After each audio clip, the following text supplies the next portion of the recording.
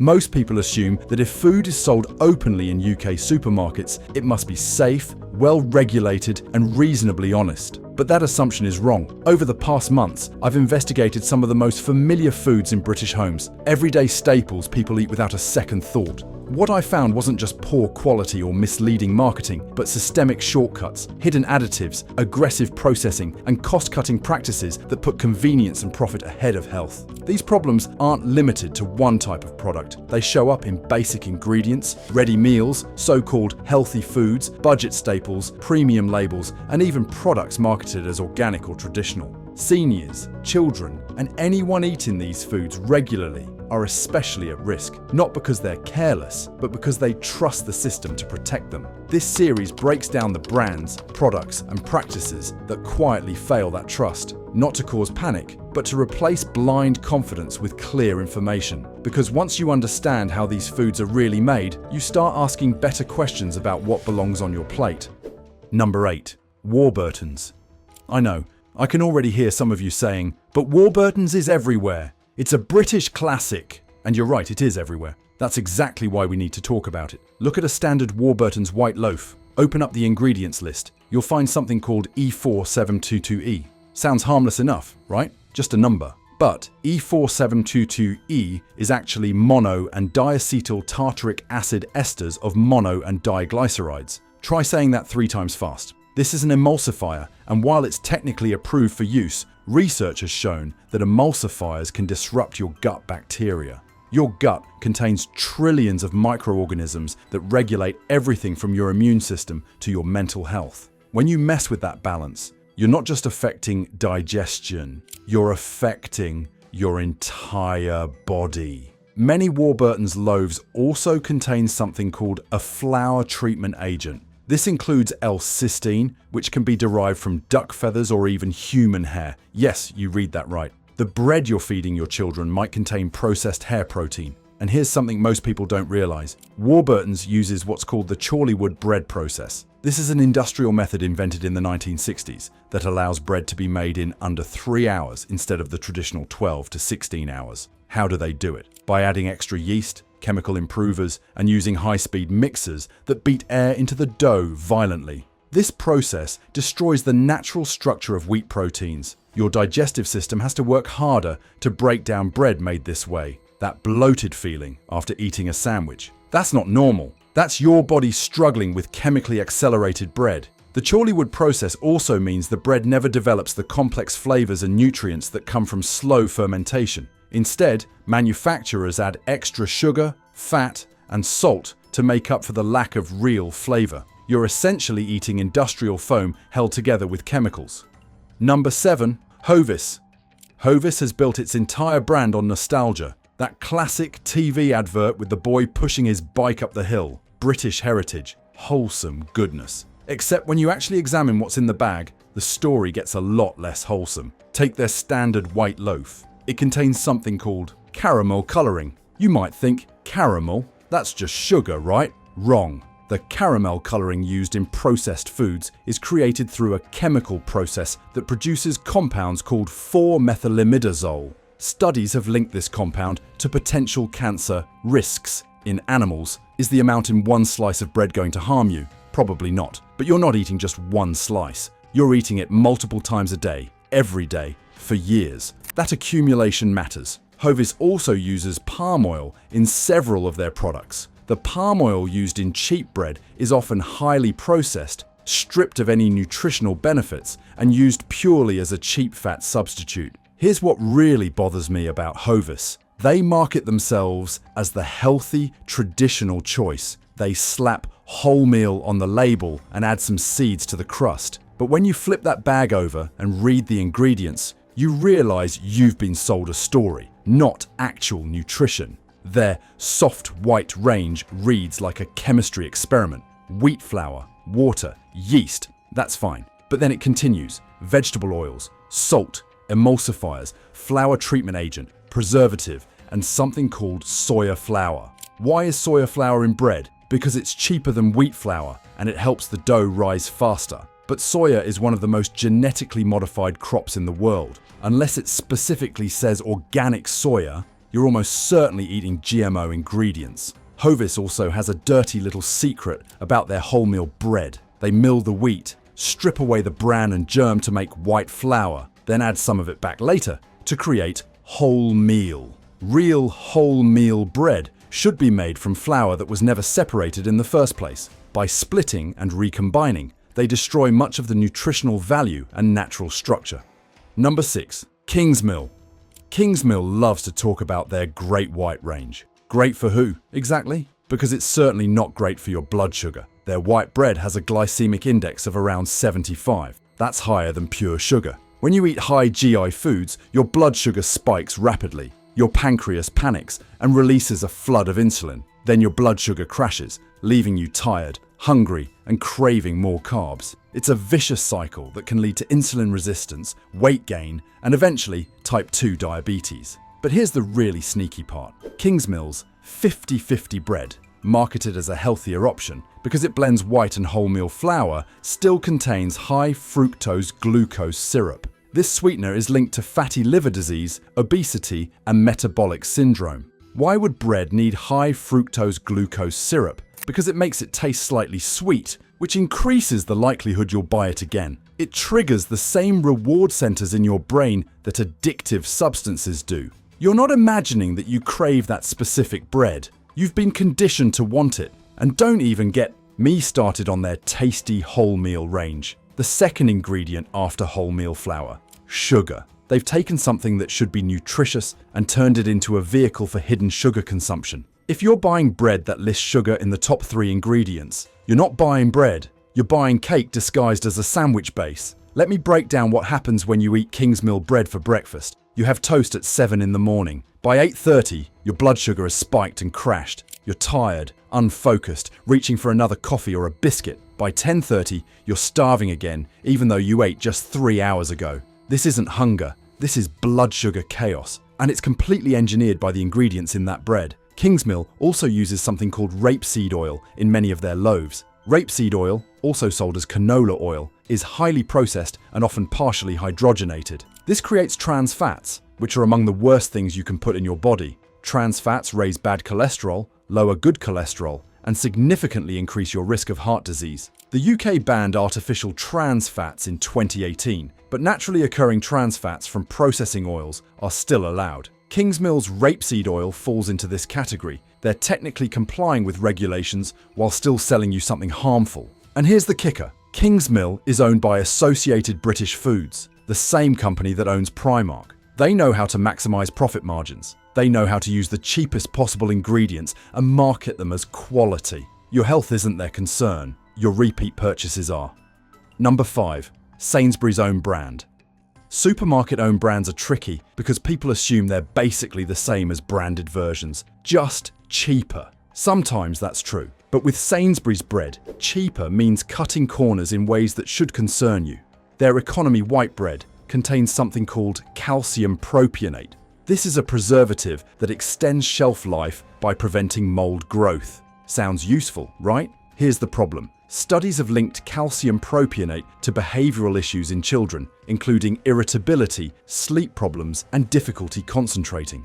One study published in the Journal of Pediatrics and Child Health found that when children with ADHD symptoms were given bread with calcium propionate, their behavior worsened significantly. When the preservative was removed from their diet, symptoms improved. Sainsbury's budget loaves use it in higher concentrations to maximize shelf life, because these loaves sit in warehouses and on shelves longer than premium brands. There's also the issue of flour quality. Sainsbury's economy bread uses the cheapest possible flour, often bleached and stripped of any nutritional value. They then add back synthetic vitamins to meet legal fortification requirements. But your body doesn't absorb synthetic vitamins the same way it absorbs nutrients from whole foods. You're essentially eating nutritionally dead bread that's been given a vitamin injection so it can legally be called fortified. Let me tell you about what bleaching flour actually means. Flour naturally ages and whitens over time through oxidation, but that takes months, and time is money. So manufacturers use chemical bleaching agents like chlorine dioxide, benzoyl peroxide, or potassium bromate to whiten flour in hours instead of months. These chemicals don't just whiten, They alter the molecular structure of the flour. Chlorine dioxide, for example, reacts with proteins in flour to create alloxan, a compound used in laboratory settings to induce diabetes in test animals. Yes, you read that correctly. A compound that causes diabetes in lab rats is created when flour is bleached with chlorine. Sainsbury's also uses monoglycerides and diglycerides as emulsifiers. These are created by breaking down fats, often from animal sources, though they don't specify which animals on the label. If you're vegetarian, vegan, or avoid pork for religious reasons, you might be unknowingly consuming ingredients that violate your beliefs or ethics. If you're finding this information valuable, do me a favor and hit that subscribe button. I'm exposing the truth about everyday products that most people buy without thinking twice. And trust me, what's coming next is even more shocking. Number 4. Asda Smart Price. If you've ever wondered how a loaf of bread can cost 50 pence, this is your answer. Asda Smart Price bread is engineered for one thing: maximum profit through minimum ingredient cost. The flour used in these loaves is the lowest grade possible. We're talking about flour that's been so heavily processed and chemically treated that it barely resembles the wheat it came from. It's been bleached with chlorine gas or benzoyl peroxide to make it white. But the real villain in Asda Smart Price bread is something called azodicarbonamide. This chemical is used as a flour improver to make dough more elastic and easier to work with industrially. Here's the disturbing part. Azodicarbonamide is also used to make yoga mats and shoe soles. When azodicarbonamide breaks down during baking, it forms semicarbazide and ethyl carbamate. Both of these compounds are considered possible carcinogens. The European Food Safety Authority has expressed concerns about these breakdown products, yet the additive remains approved for use in the UK. Asda will point out that the amounts used are tiny and within legal limits, and that's true. But why take the risk at all? Why eat bread that contains a chemical also found in your gym equipment? Let me paint you a picture of how Asda Smart Price bread is made.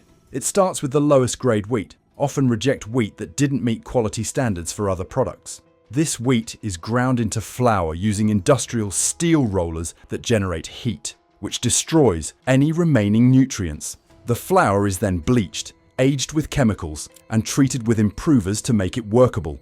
Water is added, along with the cheapest yeast available. Then comes the sugar, not for taste, but because yeast needs sugar to work faster. Salt is added in amounts that exceed what's necessary for flavor. Why? Salt masks the lack of real taste and makes you thirsty, which means you're more likely to buy a drink with your sandwich.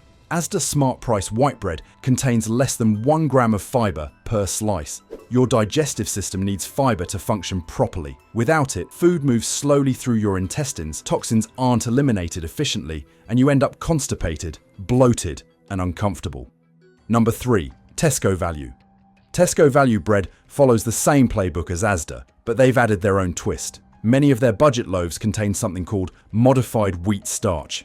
Modified starch is created by chemically or physically altering regular starch to change its properties. This process can involve treating starch with acids, enzymes, or even radiation. The end product behaves differently in food, helping create a softer texture that lasts longer. The problem? Modified starches can cause digestive issues in sensitive individuals. They're harder for your body to break down, which can lead to bloating, gas, and irregular bowel movements. A standard slice contains less than 1 gram of fiber. Your body needs around 30 grams of fiber per day for optimal digestive health. If you're eating bread that provides almost none, you're missing a crucial opportunity for nutrition. Tesco also uses something called vegetable oil in their budget ranges.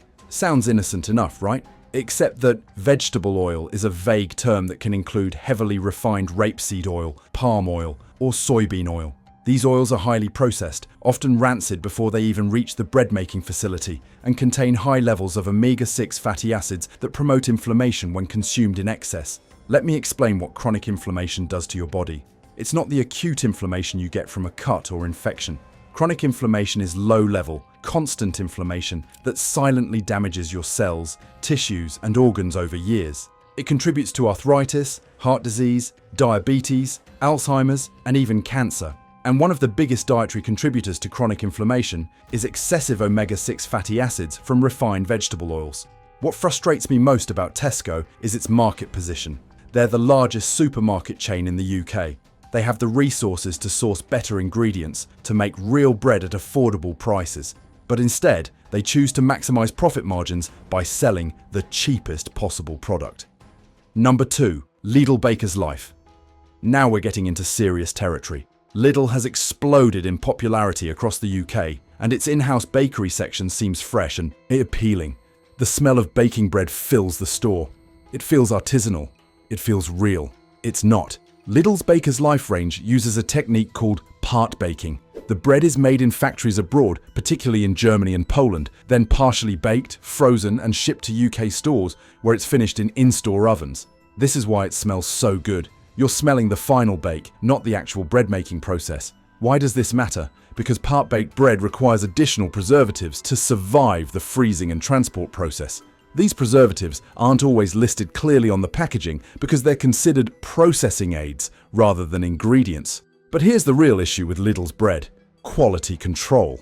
In 2018, Lidl had to recall several batches of bread due to contamination with plastic pieces. In 2020, there were reports of metal fragments found in loaves. These aren't isolated incidents. Lidl's Baker's Life white bread also contains dextrose, which is just another form of sugar. Combined with the refined flour, you're getting a 1-2 punch of blood sugar disruption. The most frustrating part? Lidl markets this bread as freshly baked in-store, when it's really just finished in-store. It's misleading marketing at its finest. When bread is frozen, ice crystals form within the dough structure. These crystals rupture cell walls and break down starches. When the bread is thawed and baked, it can never fully recover its original texture and structure. To compensate, manufacturers add extra gluten, gums, and emulsifiers to hold everything together. These additives make the bread feel soft and fresh, but they're also harder to digest and can trigger sensitivities in people who normally tolerate wheat just fine.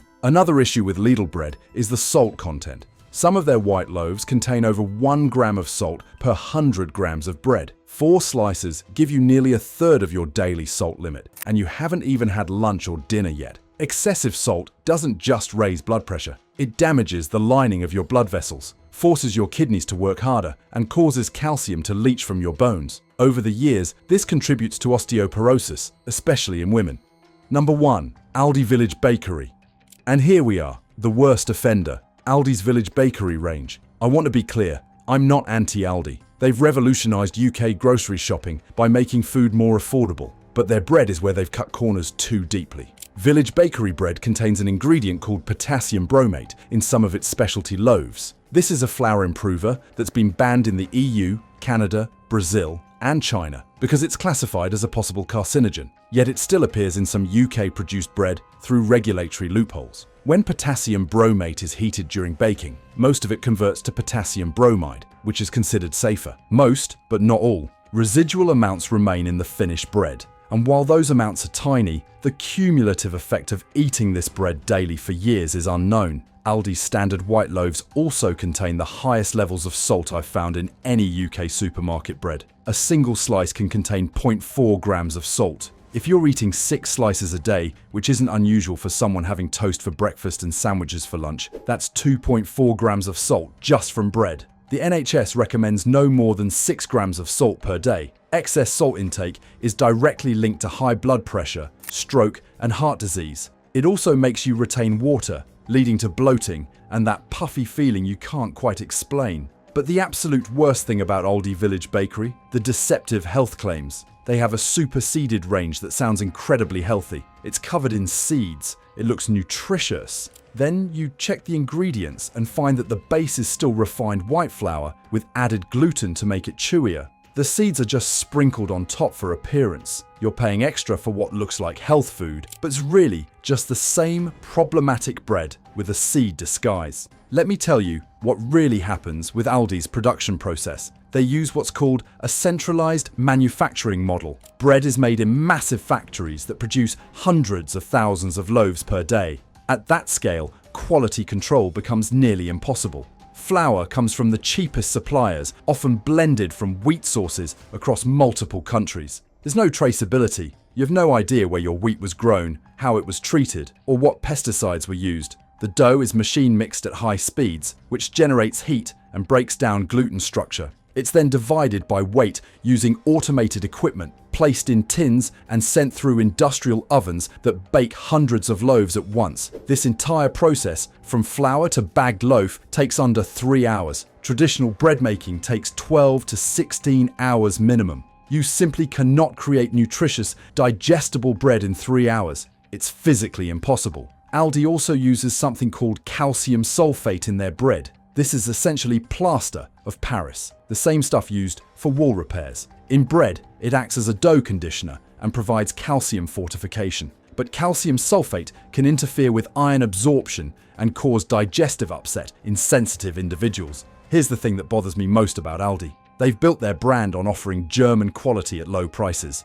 German bread is world-renowned. Real German bread is made with whole grains, sourdough cultures, and traditional methods. But Aldi's UK bread? It's not German quality. It's German efficiency applied to the cheapest possible ingredients. You're getting the speed and scale of German manufacturing without any of the quality standards that make German bread worth eating. Okay, I know that was heavy. You might be looking at your kitchen right now thinking, what am I supposed to eat? Don't worry, there are genuinely good options out there. Look for bread from small, independent bakeries that list fewer than 7 ingredients. Real sourdough made with just flour, water, and salt is ideal because the fermentation process breaks down compounds that cause digestive issues and lowers the glycemic impact. If you're buying from supermarkets, go for brands like Bertinet Bread, Artisan Grains, or Biona Organic. Yes, they cost more, but you're paying for real ingredients and honest production. You can also make your own. It's easier than you think. A basic no-knead bread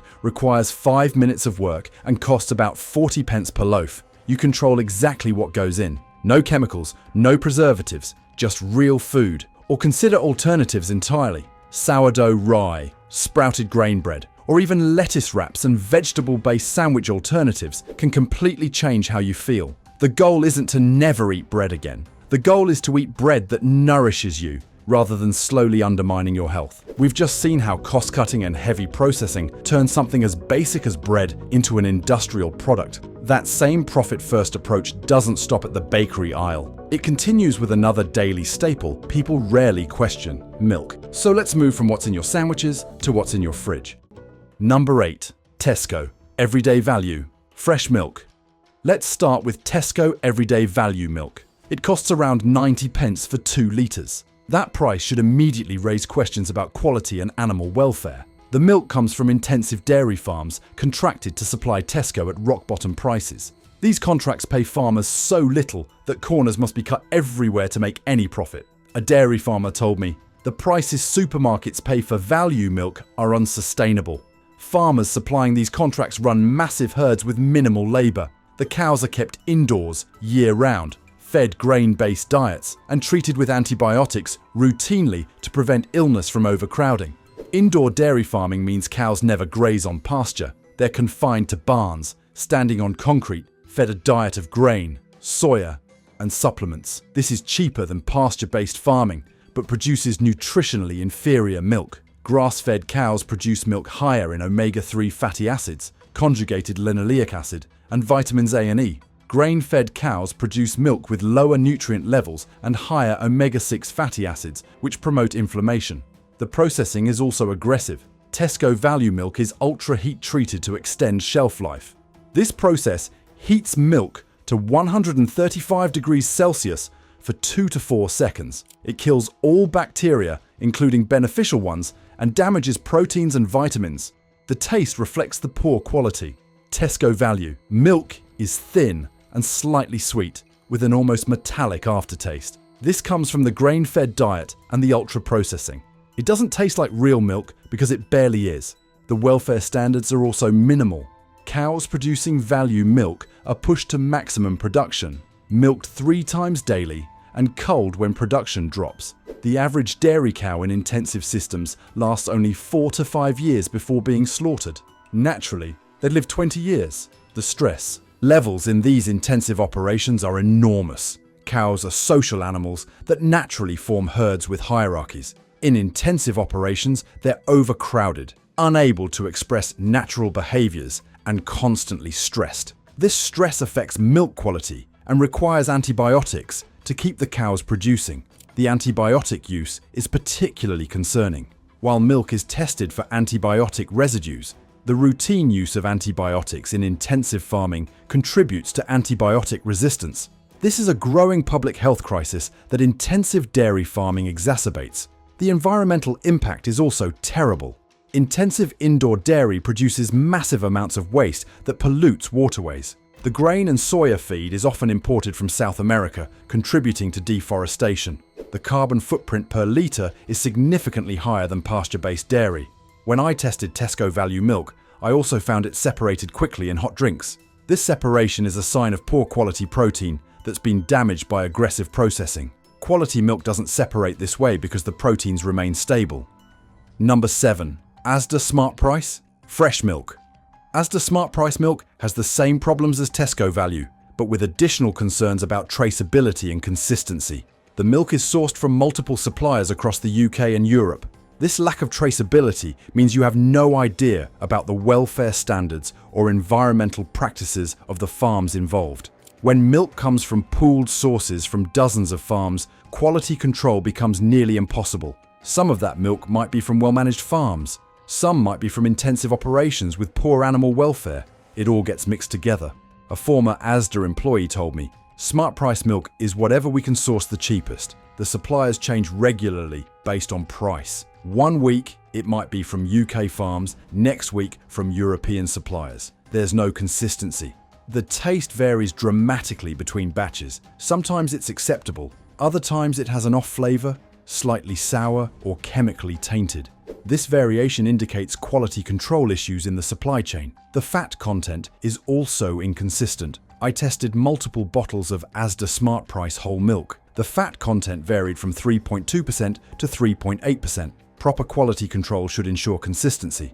The processing methods are similar to Tesco's, with ultra heat treatment destroying beneficial bacteria and damaging nutritional value. You're getting sterile white liquid, barely resembles fresh milk. The environmental impact is also terrible. Milk trucked from multiple European sources has a massive carbon footprint. Local, traceable milk from pasture-based farms is far more sustainable. The packaging also provides minimal information. There's no detail about source farms, no transparency about welfare standards, and no information about what the cows were fed. This lack of transparency should be a massive red flag.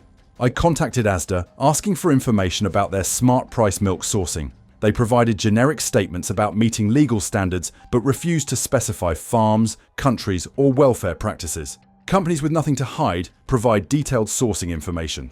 The protein quality is also affected by the grain-based diet. Milk protein from grass-fed cows has a different amino acid profile than milk from grain-fed cows. The grain-fed protein is less complete and less bioavailable. The homogenization process used on Asda Smart Price milk is also extremely aggressive. The fat globules are broken down so small that they may actually be harder for your body to digest. Natural milk has larger fat globules that your digestive system is designed to handle. Number 6. Cravendale filtered milk. Cravendale markets itself as premium milk that stays fresh longer. The reality is that it's over-processed milk that's been stripped of everything that makes milk nutritious and delicious. The filtering process is aggressive. Milk is passed through ceramic filters with microscopic pores. This removes bacteria, allowing the milk to last longer, but it also removes beneficial bacteria, some proteins, and affects the vitamin content. A food scientist told me, Cravendale's filtering process is essentially sterilization through physical means, rather than heat. You're getting a longer shelf life at the cost of nutritional value. The milk is biologically dead. The taste is also wrong. Cravendale is sweeter than normal milk, almost artificial. This comes from the filtering process, concentrating certain sugars while removing other components. It doesn't taste like real, fresh milk. The price is also unjustifiable. Cravendale costs nearly double the price of standard milk. You're paying a premium for a processing method that makes the milk worse, not better. The marketing is deceptive. Cravendale claims to be purer and fresher, but removing beneficial bacteria doesn't make milk purer. It makes it sterile and nutritionally inferior. Fresh milk should be consumed quickly, not stored for weeks. The source farms are also intensive operations. Despite the premium pricing, Cravendale doesn't use organic or pasture-fed milk. The cows are kept in the same intensive conditions as value milk cows. The shelf life is also unnatural. Cravendale lasts up to 3 weeks unopened. Real milk doesn't last this long naturally. The extended shelf life comes from removing everything alive in the milk. You're drinking dead liquid that can't spoil because there's nothing left to spoil. The filtering process also requires significant energy and specialized equipment. The environmental cost per litre is higher than standard pasteurization. You're paying more money for a product with a higher carbon footprint and lower nutritional value. Children who drink Cravendale are missing out on beneficial bacteria that aid digestion and support immune system development. Real, minimally processed milk contains these beneficial organisms. Cravendale has stripped them all away. The ceramic filters used in the process also need regular replacement and cleaning. The chemicals used in this cleaning process can leave residues that end up in your milk. Cravendale doesn't disclose what cleaning agents they use or how they ensure no residue remains. Number 5. Sainsbury's Basic Fresh Milk. Sainsbury's Basic Milk is another bottom-tier product made with the cheapest possible milk from intensive farming operations. The milk comes from cows that never see pasture. They're kept indoors, fed grain and soya, and pushed to maximum production.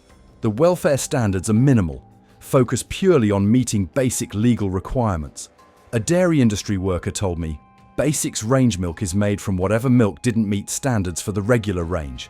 It might be from cows with slightly elevated somatic cell counts, indicating mastitis. It might be from older, less productive cows. It's the bottom of the barrel. Somatic cell count is a key indicator of milk quality and cow health. High counts indicate infection or inflammation. While legal limits exist, milk approaching these limits shouldn't be sold as fresh drinking milk. The processing is ultra-high temperature, destroying vitamins and beneficial compounds. The milk is then homogenized so aggressively that the fat globules are broken down to sizes that may be harder for the body to process. The taste is flat and slightly chemical. There's no richness, no cream flavor, no natural sweetness. It tastes like white water with a vague dairy flavor. The nutritional value is minimal. Yes, there's protein and calcium, but the vitamins have been damaged by processing. The beneficial bacteria are dead. The omega-3 content is low because the cows are grain-fed. The color also reveals quality issues. Sainsbury's Basic Milk is very white, lacking the slight cream tint of quality milk. This indicates low butterfat content and milk from grain-fed cows that produce nutritionally inferior milk. When I tested Sainsbury's Basic Milk, I found it separated more quickly than quality milk when added to hot tea or coffee. This separation indicates poor protein quality and aggressive processing that has damaged the milk structure. Number 4. Morrison's Savers Fresh Milk. Morrison's Savers milk represents everything wrong with budget milk. It's made from the cheapest possible sources with no regard for animal welfare, environmental impact, or nutritional quality. The farms supplying Savers milk are intensive operations where animal welfare is minimal. Cows are kept in overcrowded barns, never graze on grass, and are treated as milk production machines rather than living animals. A former Morrison's buyer explained, Savers products are loss leaders. We sell them at cost or below to attract customers. The quality reflects the price. These are made from, whatever's cheapest that meets basic legal standards. The milk is sourced from multiple countries with varying welfare standards. European milk from intensive farms gets mixed with UK milk. You have no idea what you're drinking or how the cows were treated. The processing destroys what little nutritional value the milk had. Ultra heat treatment, aggressive homogenization, and extended storage mean you're drinking degraded milk that's weeks old by the time you buy it. The taste is terrible, watery, slightly sour, with an unpleasant aftertaste. It doesn't taste like milk should taste because it's from grain-fed cows, heavily processed and old. The color is also wrong. Budget milk is often whiter than it should be, lacking the slight cream color of quality milk. This indicates low fat content and poor quality from grain-fed cows. The storage conditions also affect quality.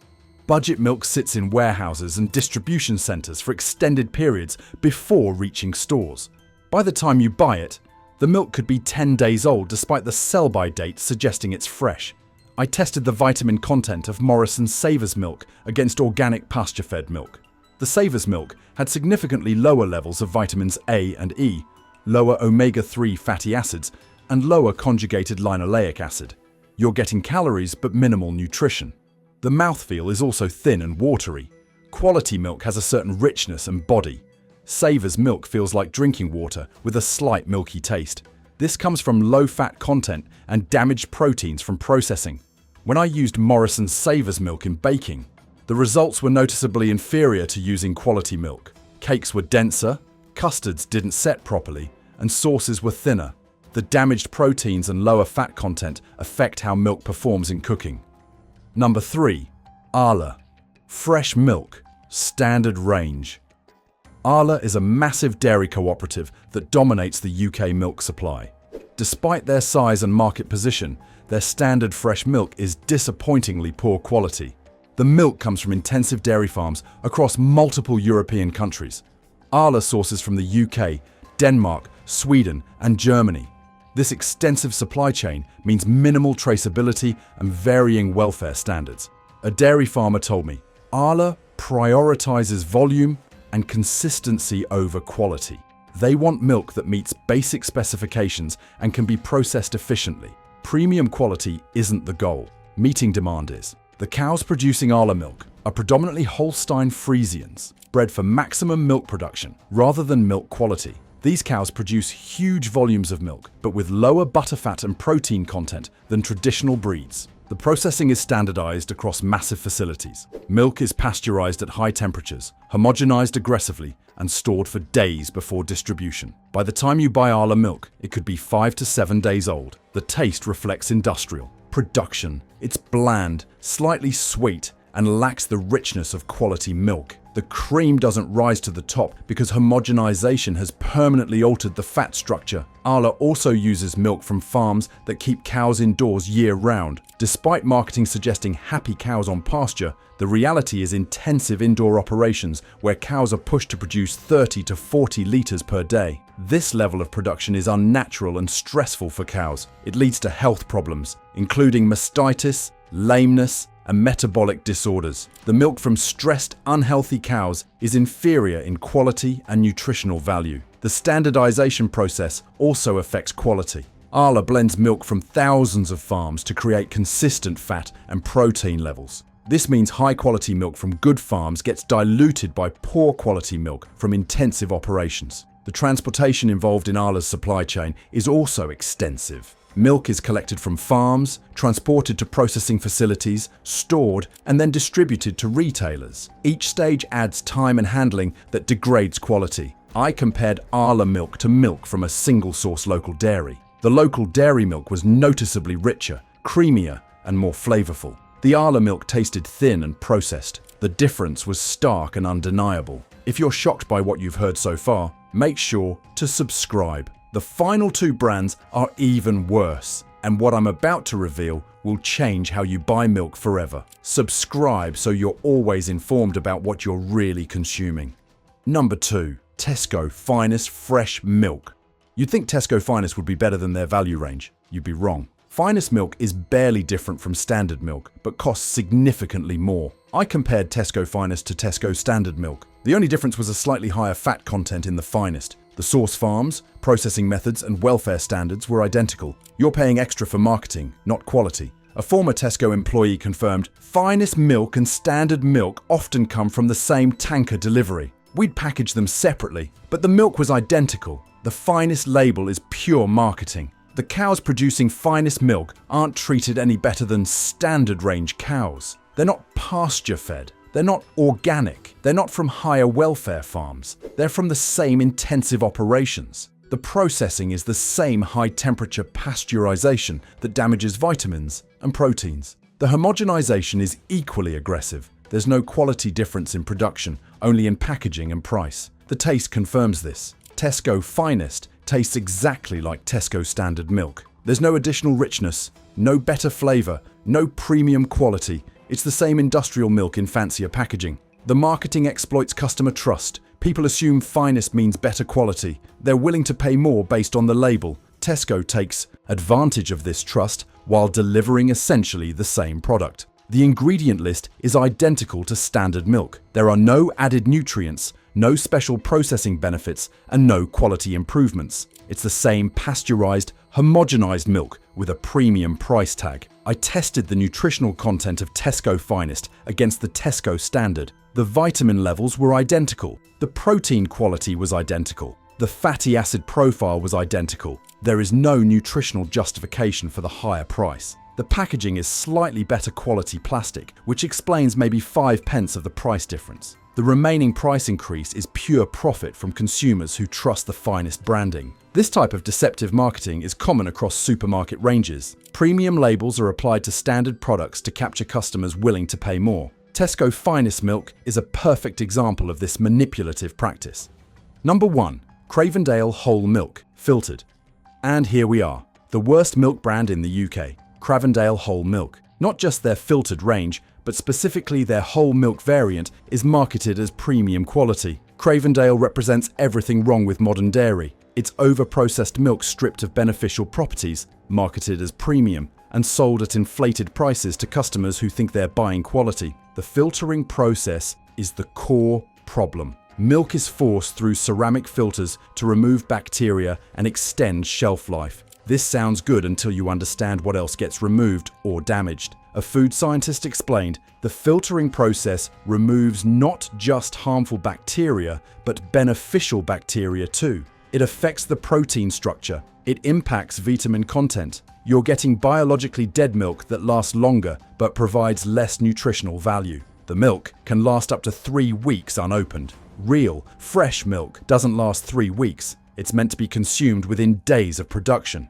Cravendale's extended shelf life is achieved by destroying everything that makes milk a living, nutritious food. The source farms are intensive operations. Despite premium pricing, Cravendale doesn't use organic milk, pasture-fed milk, or milk from higher welfare farms. The cows are kept in the same intensive conditions as budget milk cows. An industry insider revealed Cravendale buys standard milk from intensive farms, processes it aggressively, and charges premium prices. The filtering adds cost, which they pass to customers along with a hefty profit margin. You're paying double for worse milk. The taste is distinctly artificial. It's sweeter than normal milk with an almost processed flavor. People often describe it as tasting creamy, but that's artificial sweetness from altered sugar ratios, not natural cream richness. The nutritional value is questionable. While Cravendale claims the same calcium and protein as regular milk, the bioavailability is affected by processing. Your body may not absorb these nutrients as effectively from ultra-filtered milk. The environmental impact is also worse than regular milk. The filtering process requires significant energy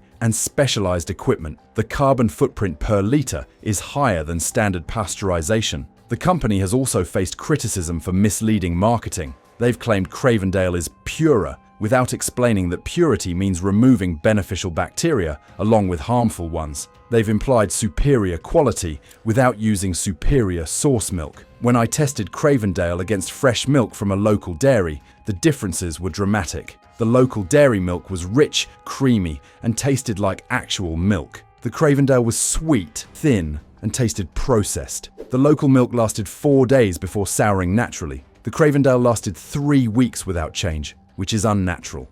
The price is the final insult. Cravendale costs around £1.80 for 2 litres. You can buy organic, pasture-fed milk from ethical suppliers for similar or lower prices. You're paying premium prices for inferior milk because of clever marketing.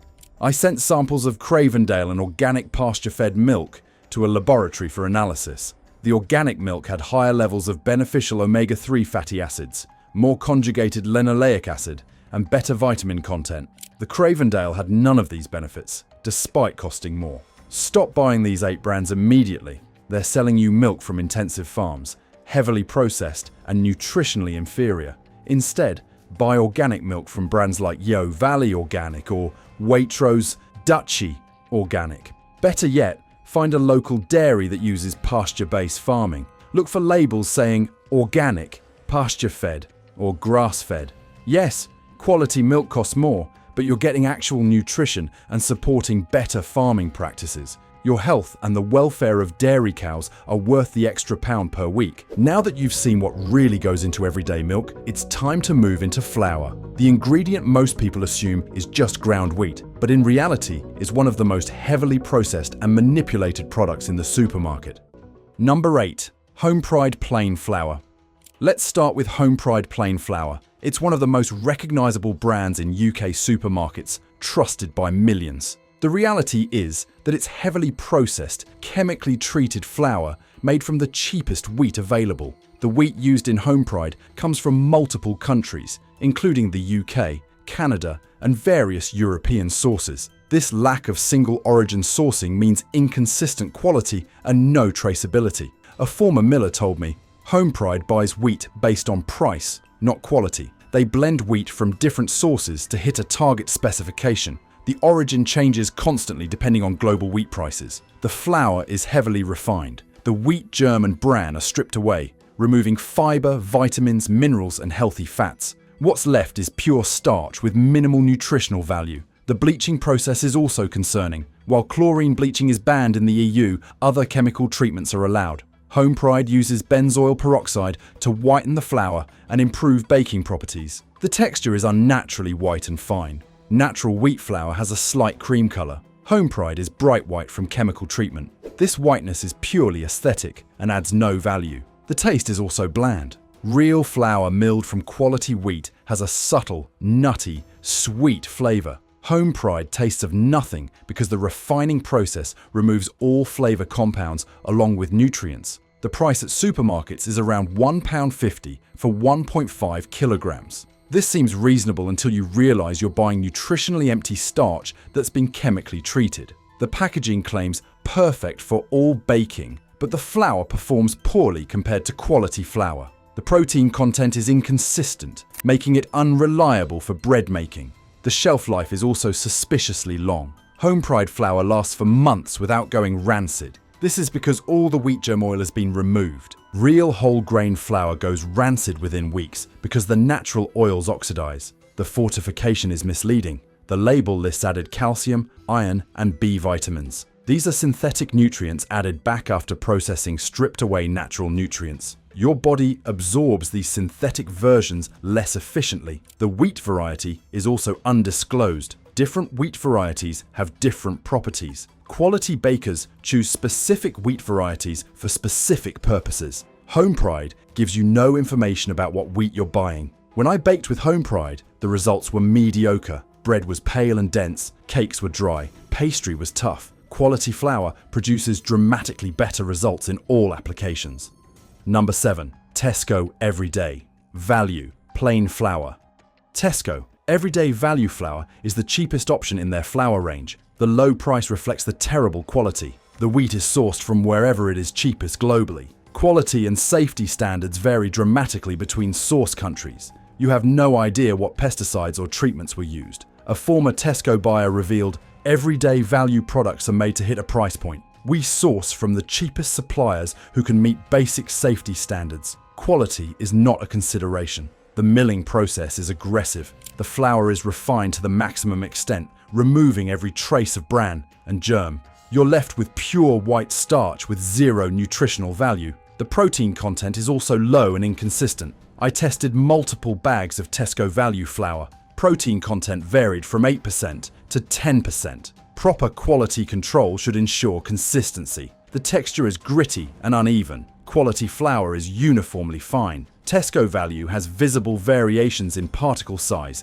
indicating poor milling standards. The taste is slightly bitter and chemical. This comes from oxidized flour that's been sitting in storage too long and chemical treatments used during processing. The price is around 90p for 1.5 kilograms. Even at this low price, it's a poor value because the flour performs badly in baking. When I made bread with Tesco value flour, it failed to rise properly and had a dense, heavy texture. The gluten quality was poor, resulting in a weak dough structure. The packaging is also minimal, thin plastic that provides poor protection from moisture and light. This accelerates flour degradation, reducing what little quality it had. The moisture content is also inconsistent. I tested several bags and found moisture levels ranging from 12% to 15%. This variation affects baking results and shelf life. The extraction rate is maximum. This means every possible bit of starch is extracted from the wheat kernel, leaving nothing behind. While this maximizes yield, it also means you're getting the lowest quality parts of the wheat.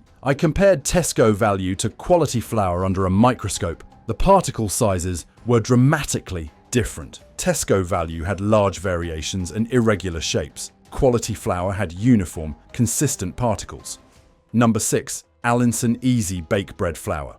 Allinson Easy Bake is marketed as convenient flour for bread making. It's standard flour with added improvers and chemicals to make up for poor quality. The base flour is heavily refined white flour. The Easy Bake element comes from added ascorbic acid, enzymes, and other dough improvers. These chemicals compensate for poor flour quality. A professional baker told me, Easy Bake flours are for people who don't know how to make bread properly. They contain chemicals that force the dough to rise and develop gluten, masking the fact that the base flour is low quality. The added improvers include ascorbic acid, which sounds harmless as it's vitamin C, but it's used to artificially strengthen gluten. Real quality flour develops gluten naturally through proper mixing and fermentation. The enzymes added are also questionable. They break down starch and protein to improve dough handling, but they're unnecessary in quality flour and proper bread making. The wheat source is undisclosed. Allinson won't specify where the wheat comes from, which suggests it varies based on price.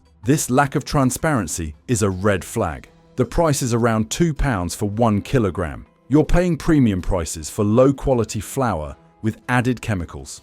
Quality bread flour costs similar or less without the additives. The taste of bread made with Allinson Easy Bake is also poor, rather than the complex taste of bread made with quality flour and proper fermentation. The texture is also wrong. The bread is soft and uniform rather than having the irregular, open crumb structure of real bread. This uniformity comes from the chemical improvers forcing consistent results. The enzyme activity is also problematic. Enzymes continue working during fermentation and baking, sometimes producing unexpected results. Traditional bread making controls fermentation through time and temperature, not added enzymes. When I made traditional sourdough with Allinson Easy Bake, the improvers interfered with natural fermentation. The bread overproofed quickly and collapsed. The chemicals are designed for fast commercial baking, not traditional methods. Number 5. McDougall's Self-Raising Flour. McDougall's self-raising flour is another heavily processed product with added raising agents that mask poor quality base flour. The flour is refined white flour with all nutritional value removed. The self-raising element comes from added sodium bicarbonate and monocalcium phosphate. These are the raising agents that make the flour self-raising. The base flour quality is poor. McDougall's sources from cheap wheat suppliers with minimal quality standards. The flour is then heavily processed to create uniform whiteness. A food scientist explained, self-raising flour is convenient but unnecessary. You can add baking powder to any flour. The self-raising versions use lower quality base flour because the raising agents mask the flour quality in baking. The raising agents are also problematic. They lose potency over time, meaning self-raising flour has a shorter shelf life than plain flour. Old self-raising flour won't rise properly, ruining your baking. The ratio of raising agents is also fixed, which limits versatility. Different recipes need different amounts of raising agent. Self-raising flour forces a one-size-fits-all approach. The price at supermarkets is around £1.60 for 1.5 kilograms. You're paying extra for convenience and getting lower quality flour with added chemicals. The taste is also affected by the raising agents. Baked goods made with McDougall's have a slightly soapy, chemical aftertaste from the sodium bicarbonate. The texture of baked goods is also inferior. Cakes made with McDougall's are dense and heavy compared to those made with quality flour and properly measured fresh raising agents. The raising agent distribution is also uneven. I tested different parts of a bag of McDougall's and found varying levels of raising power. This creates inconsistent baking results. The sodium content is also higher than plain flour due to the added sodium bicarbonate. If you're watching sodium intake for health reasons, self-raising flour adds unnecessary sodium to your diet. If you're shocked by what you've heard so far, make sure to subscribe. The final 3 brands are even worse. And what I'm about to reveal will make you never trust supermarket flour again. Number 4. Sainsbury's Basics. Plain flour. Sainsbury's Basics flour is bottom-tier quality, sold at bottom-tier prices. The flour is made from the cheapest wheat available with minimal processing standards. The wheat sources are undisclosed and constantly changing. Sainsbury's buys wheat based purely on price, regardless of origin or quality standards. An industry insider told me, Basics range flour is whatever can be produced for the target cost. Quality control is minimal. If it meets basic food safety standards, it's good enough. The milling is aggressive and fast. The wheat is processed as quickly as possible to maximize throughput. This damages the flour and creates poor baking properties. The protein content is low and variable. Basics flour typically has 8 to 9% protein, which is inadequate for many baking applications. The protein quality is also poor. The color is also wrong. Despite being refined white flour, Basics flour often has a grayish tint. This indicates old wheat or poor milling that leaves the flour oxidized. The taste is stale and slightly sour. This comes from flour that's been sitting in storage too long, or wheat that was already declining in quality when milled. The price is around 70 pence for 1.5 kilograms. Even at this price, it's a terrible value because the flour performs so poorly. When I made pastry with the Sainsbury's Basics flour, it was tough and shrank dramatically during baking. The gluten quality was so poor that a proper structure couldn't develop. The packaging provides zero information about wheat origin or milling standards. This lack of transparency suggests Sainsbury's has something to hide. The ash content is also high. Ash content indicates how much bran remains after milling. High ash content in white flour means poor separation during milling, leaving bits of bran that create off flavors. I tested Sainsbury's Basics flour for falling number, which measures enzyme activity. The falling number was very high, indicating aged wheat. Fresh wheat has a moderate falling number. Very high numbers mean the wheat was old when milled. Number 3. Asda Smart Price plain flour. Asda Smart Price flour competes with Sainsbury's Basics for the worst flour available. It's made with the absolute cheapest wheat from undisclosed sources. The wheat is sourced globally based purely on price. Quality, sustainability, and safety standards are secondary to cost. You have no idea what you're buying. A former Asda supplier told me, Smart Price products are loss leaders. Asda sells them at or below cost to attract customers. The quality reflects this strategy. These products are made as cheaply as physically possible. The flour is heavily refined and chemically treated. All nutrition is removed. Then, synthetic vitamins are added back. The flour is bleached to create uniform whiteness.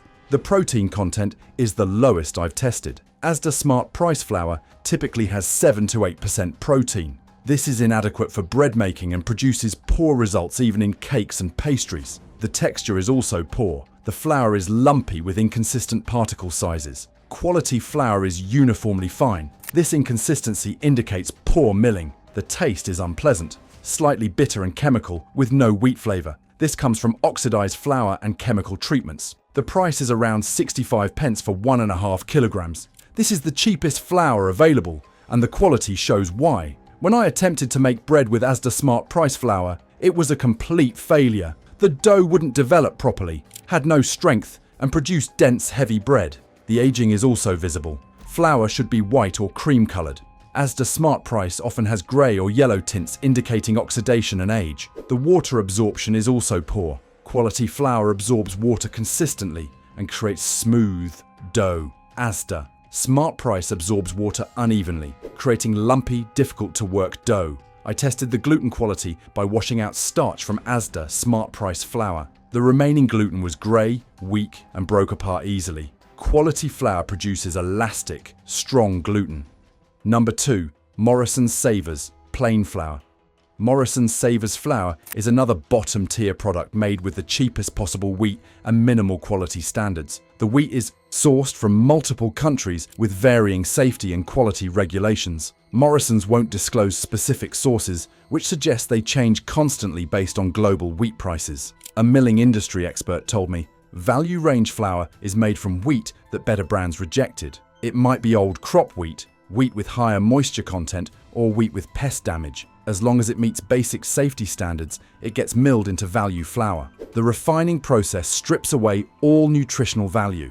The bran and germ are removed, leaving pure starch. The flour is then bleached and treated with chemicals to improve appearance and shelf life. The protein content is inadequate. Morrison's Savers typically has 8 to 9% protein, which is too low for quality baking. The protein quality is also poor, producing weak gluten. The taste is stale and slightly rancid. This indicates the wheat was old when milled, or the flour has been sitting in storage too long. Proper flour should taste fresh and slightly sweet. The texture is gritty and uneven. I examined Morrison's Savers flour under magnification. The particle sizes vary dramatically, indicating poor milling quality control. The price is around 75 pence for 1.5 kilograms. Even at this low price, it's poor value because the flour performs terribly in all baking applications. When I made cookies with Morrison's Savers flour, they spread excessively and had a cardboard-like texture. The poor gluten quality meant the cookies had no structure. The packaging is also inadequate. Thin plastic that tears easily and provides minimal protection from moisture and light. This accelerates flour degradation. The fortification is also misleading. The label lists added calcium, iron, and vitamins. These synthetic nutrients are added to compensate for stripping away natural nutrients during refining. The dough extensibility is poor. When I tested Morrison's Savers in a professional bakery setting, the dough tore easily and couldn't be stretched. This makes it unsuitable for pizza, pasta, or any application requiring elastic dough. Number 1. Tesco plain flour, standard range. And here we are, the worst flour sold in UK supermarkets, Tesco's standard plain flour. Not their value range, but their standard range, that millions of people buy, thinking it's reasonable quality. This flour represents everything wrong with industrial milling. It's made from cheap wheat, heavily processed, chemically treated, and sold with deceptive marketing. The wheat is sourced from wherever Tesco can buy it cheapest. This includes wheat from countries with minimal pesticide regulations. The wheat is sprayed with glyphosate just before harvest to dry it out, leaving residues in the flour. A food safety researcher told me Tesco standard flour often contains detectable glyphosate residues. While these are below legal limits, there's growing evidence that even low-level glyphosate exposure is harmful. Consumers have no idea they're eating pesticide residues. The milling process is aggressive. The wheat is processed at high speed and high temperature. This damages the starch and protein, reducing baking quality.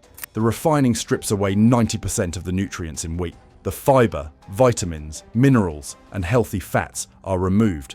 What remains is pure starch with minimal nutritional value. The bleaching is also aggressive. While chlorine bleaching is banned in the EU, Tesco uses benzoyl peroxide to whiten the flour. This chemical treatment damages the flour and leaves residues. The protein content is low and inconsistent. I tested 10 bags of Tesco plain flour purchased over 3 months. Protein content ranged from 8.5% to 10.5%. This 2% variation is huge and makes the flour unreliable. The taste is bland and slightly chemical. There's no wheat flavor because the refining and chemical treatment removed it. The chemical taste comes from bleaching agents and other treatments. The texture is unnaturally white and fine. Natural flour has a slight cream color and varied particle sizes. Tesco flour is uniform white and uniformly fine from aggressive processing. The shelf life is artificially extended. Tesco flour lasts for over a year without going rancid. This is because all the wheat germ oil has been removed. Real whole grain flour goes rancid within weeks. The price is around £1 for 1.5 kilograms. This seems reasonable, but you're buying nutritionally void, chemically treated starch. Quality flour costs similar amounts and provides actual nutrition. The marketing is deceptive. The packaging shows wheat fields and suggests wholesome baking. The reality is industrial processing and chemical treatment. When I compared bread made with Tesco flour to bread made with quality stone ground flour, the differences were dramatic. The Tesco bread was dense, pale, and flavorless. The quality flour bread was light, golden, and delicious. The environmental impact is also terrible. The wheat is sourced globally, creating massive carbon footprints. The processing is energy intensive. The packaging is plastic that's rarely recycled. I sent Tesco flour samples for laboratory analysis. The results showed glyphosate residues, bleaching agent residues, and traces of other pesticides. When I asked Tesco for details about their wheat sourcing and processing, they refused to provide information. The standardization is also problematic. Tesco blends wheat from multiple sources to create consistent specifications. This means high-quality wheat gets diluted with low-quality wheat. The fortification is mandatory by UK law, but it's misleading. Adding synthetic calcium, iron, and B vitamins doesn't make up for stripping away dozens of naturally occurring nutrients during refining. A nutritionist analysed Tesco plain flour for me. Her verdict was clear. This flour provides calories but almost nothing else. The refining process removes fibre, vitamins, minerals, antioxidants, and healthy fats. Adding back a few synthetic vitamins doesn't compensate for this nutritional devastation. The damaged starch percentage is also high. During aggressive milling, starch granules get damaged. Some damaged starch is desirable, but too much creates sticky dough and poor baking results. Tesco flour has excessively damaged starch from overly aggressive milling. I compared Tesco flour to organic stone ground flour in multiple baking tests. The differences were consistent and dramatic. Tesco flour produced inferior results in every single application. The bread didn't rise properly. Cakes were dry and dense. The pastry was tough and shrunken. The quality flour produced excellent results in all applications. The most damning test was simply tasting raw flour. Quality flour tastes sweet and nutty. Tesco flour tastes of nothing with a chemical aftertaste. Your taste buds immediately tell you this isn't real food. Here's what you need to know. Stop buying these 8 flour brands immediately. They're made from cheap wheat, heavily processed and chemically treated. Instead, buy stone ground, whole grain flour from independent mills. Look for organic flour from single origin wheat. Yes, quality flour costs more, usually £3 to £4 per kilogram. But you're getting actual nutrition and supporting better agriculture. Or find local mills that mill fresh flour from traceable wheat. Your baking will improve dramatically, and you'll actually be nourishing your body instead of just consuming empty calories. Brands like Shipton Mill, Marriages, and Dove's Farm produce quality flour from traceable wheat with traditional milling methods. We've looked at what happens when wheat is stripped down, chemically treated, and sold as something it's not. But this pattern of cutting corners doesn't stop with baking ingredients. It carries on into another everyday food. People trust almost instinctively eggs. And once you see how they're produced, handled, and marketed, you may never crack one open the same way again. Number 8. Happy Egg Co.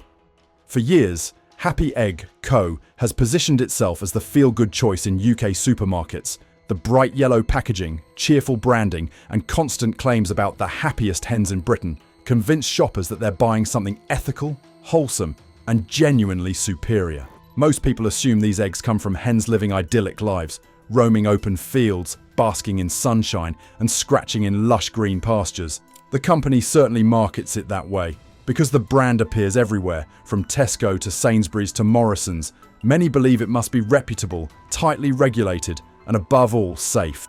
Families buy these eggs without a second thought, confident that a major nationwide brand wouldn't disappoint them. But what you see on the box is a carefully constructed image, and it doesn't always match the truth behind the scenes. Undercover welfare groups, consumer watchdogs, and even former farm workers have repeatedly raised red flags about Happy Egg Co.'s claims. Several investigations found hens living in cramped and stressful environments, far from the carefree lifestyle shown in the adverts. Reports include overcrowded barns, limited roaming areas, and birds displaying stress-related behaviours that go completely unmentioned on the packaging. Some farms supplying Happy Egg Co. have been flagged for poor litter conditions and inadequate enrichment, which directly contradicts the luxury lifestyle for hens image they promote.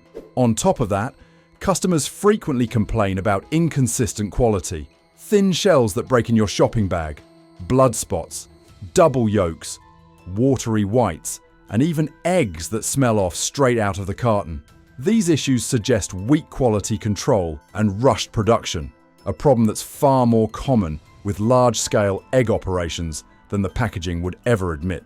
When hens are stressed, overcrowded, or poorly maintained, the risk of contamination rises. That includes the one word every UK household dreads: salmonella. While not every batch is dangerous, inconsistent farm standards increase the chance of bacteria passing through to the eggs you cook for breakfast. In addition, poor shell quality makes eggs more vulnerable during transport, raising the possibility of invisible microcracks, tiny fractures where bacteria can slip inside without you noticing. You trust the label, you trust the marketing, but in this case, the gap between image and reality could genuinely impact your health. And if Happy Egg Co. surprised you, just wait. Number 7 comes from a brand that's built an entire reputation on size, but what's inside those extra large eggs is far more alarming. Number 7, Big and Fresh. Big and Fresh eggs stand out on the shelf for one reason: size. They're marketed as the extra large, value-packed option for families who want more for their money. Many shoppers grab them thinking they're getting a premium egg at a bargain price, something substantial, hearty, and ideal for baking, breakfasts, and big weekend fry-ups. The message is simple: bigger is better. But when something in the food industry seems too good to be true, there's usually a reason. Behind the oversized shells, Big and Fresh has attracted waves of customer complaints and scrutiny over the years. Shoppers frequently report eggs with unusually thin shells, meaning they crack easily in the carton or burst when you go to poach or boil them. Others mention watery whites that spread across the entire pan, a sign that the eggs may not be as fresh as the branding implies. Some even question whether all the eggs genuinely meet the grading standards printed on the box. Food safety observers have also raised concerns about the challenges that come with producing consistently oversized eggs. Hens pushed to lay unnaturally large eggs can suffer stress and health issues, which in turn may affect the cleanliness and consistency of the product. While not every batch is problematic, the variability noted by consumers suggests that quality control is not always as tight as it should be. And thin shells aren't just an inconvenience, they're a genuine health worry. Weak or uneven shells are far more prone to developing hairline cracks during transport or packing. These tiny fractures are almost impossible to see with the naked eye, yet they allow bacteria to enter the egg long before you bring it home. That includes pathogens linked to food poisoning, which thrive when the natural protective barrier of an eggshell is compromised. For families buying these eggs in bulk, it's not just a matter of frustration, it's a matter of safety. An egg can look perfectly normal in the carton and still carry a risk you can't detect until it's too late. And if oversized eggs raise concerns, the next brand is even more worrying. Number 6 comes from a budget line many people trust to save money, but the hidden issues go far beyond price. Number 6, Heritage Farm, Aldi. Aldi's Heritage Farm eggs are a staple for budget-conscious households across the UK. They appear straightforward, simple, and dependable, the kind of everyday essential you toss into the trolley without a second thought. Aldi's reputation for tight margins and efficient supply. Chains make shoppers assume that if anyone can deliver safe eggs at a low price, it's them. And with the branding designed to feel rustic and trustworthy, many people believe they're getting honest farm quality at supermarket value. But affordability doesn't always mean transparency. And this brand has faced several worrying questions. Food auditors and investigators have raised concerns about inconsistencies in the Heritage Farm supply chain. One recurring issue is traceability. It hasn't always been clear exactly which farms supply which batches or whether eggs are being moved between sites before reaching the shelves. Any gaps like this in a supply chain can be a red flag, because without full, reliable traceability, it's harder to pinpoint contamination risks or properly monitor welfare conditions. There have also been reports of farms linked to Aldi's egg lines operating under poor conditions, including overcrowded barns, dirty litter, and limited enrichment for hens. These aren't the images you'd expect from a brand marketed to feel wholesome and traditional. And while not every supplying farm has issues, the fact that any do raises doubts about the consistency of oversight. Customer experiences paint another troubling picture. Reviews often mention eggs with extremely short shelf lives, or cartons where several eggs are already nearing their expiry date when purchased. Others note odd smells, cloudy whites, or shells that feel noticeably softer than they should. Some shoppers even claim that eggs from different batches look or behave differently when cooked, a sign that the quality varies more than most consumers realize. When eggs sit too long before reaching the shelves, the risk increases dramatically. Older eggs are more susceptible to bacterial growth, and their protective membrane breaks down with time, leaving the contents more vulnerable. Add in the uncertainty around farm conditions and supply chain clarity, and suddenly that cheap dozen doesn't feel like such a bargain. And if you think budget eggs are the main problem, think again, because the next brand shows that even a supermarket's own line can come with unexpected dangers. Number 5 is widely purchased, extremely cheap, and linked to complaints you won't believe. Number 5. Asda Just Essentials Eggs. Asda's Just Essentials range is designed to be the go-to choice for shoppers who want the lowest price without sacrificing the basics. For many families, these eggs are a weekly purchase, a straightforward staple that helps keep the food bill manageable. The packaging is plain, simple, and unpretentious, signaling value, not luxury. And most people assume that while the eggs might not be premium, they're at least safe, fresh, and reliable. But the complaints surrounding this particular line tell a very different story. Across social media, review pages, and consumer forums, shoppers have reported a worrying pattern of issues with Asda's Just Essentials eggs. Some cartons have contained eggs with strong, unpleasant odors the moment they're cracked open, the kind of smell that indicates the egg is far older or less hygienically handled than it should be. Others mention discovering blood spots, off-colored yolks, or shells so fragile they break in the box before they even reach the fridge at home. When this many problems crop up consistently, it's rarely a coincidence. It usually points to weaknesses in quality control at some point in the chain, whether it's the packing environment, storage conditions, or the welfare of the hens producing them. Low-cost egg lines often come from large-scale operations trying to push output while keeping costs as low as possible. When corners get cut, standards slip and bacteria can spread more easily. Another concern is handling. Eggs in value ranges are sometimes stored for longer before being shipped to supermarkets or move between depots before reaching shelves. Every extra day in transit increases the chance of deterioration. As eggs age, the whites become watery, the yolks weaken, and the natural protective membrane breaks down, making it easier for bacteria to enter if the shell is even slightly compromised. For families looking to stretch their budgets, these aren't mild inconveniences. They're potential health risks.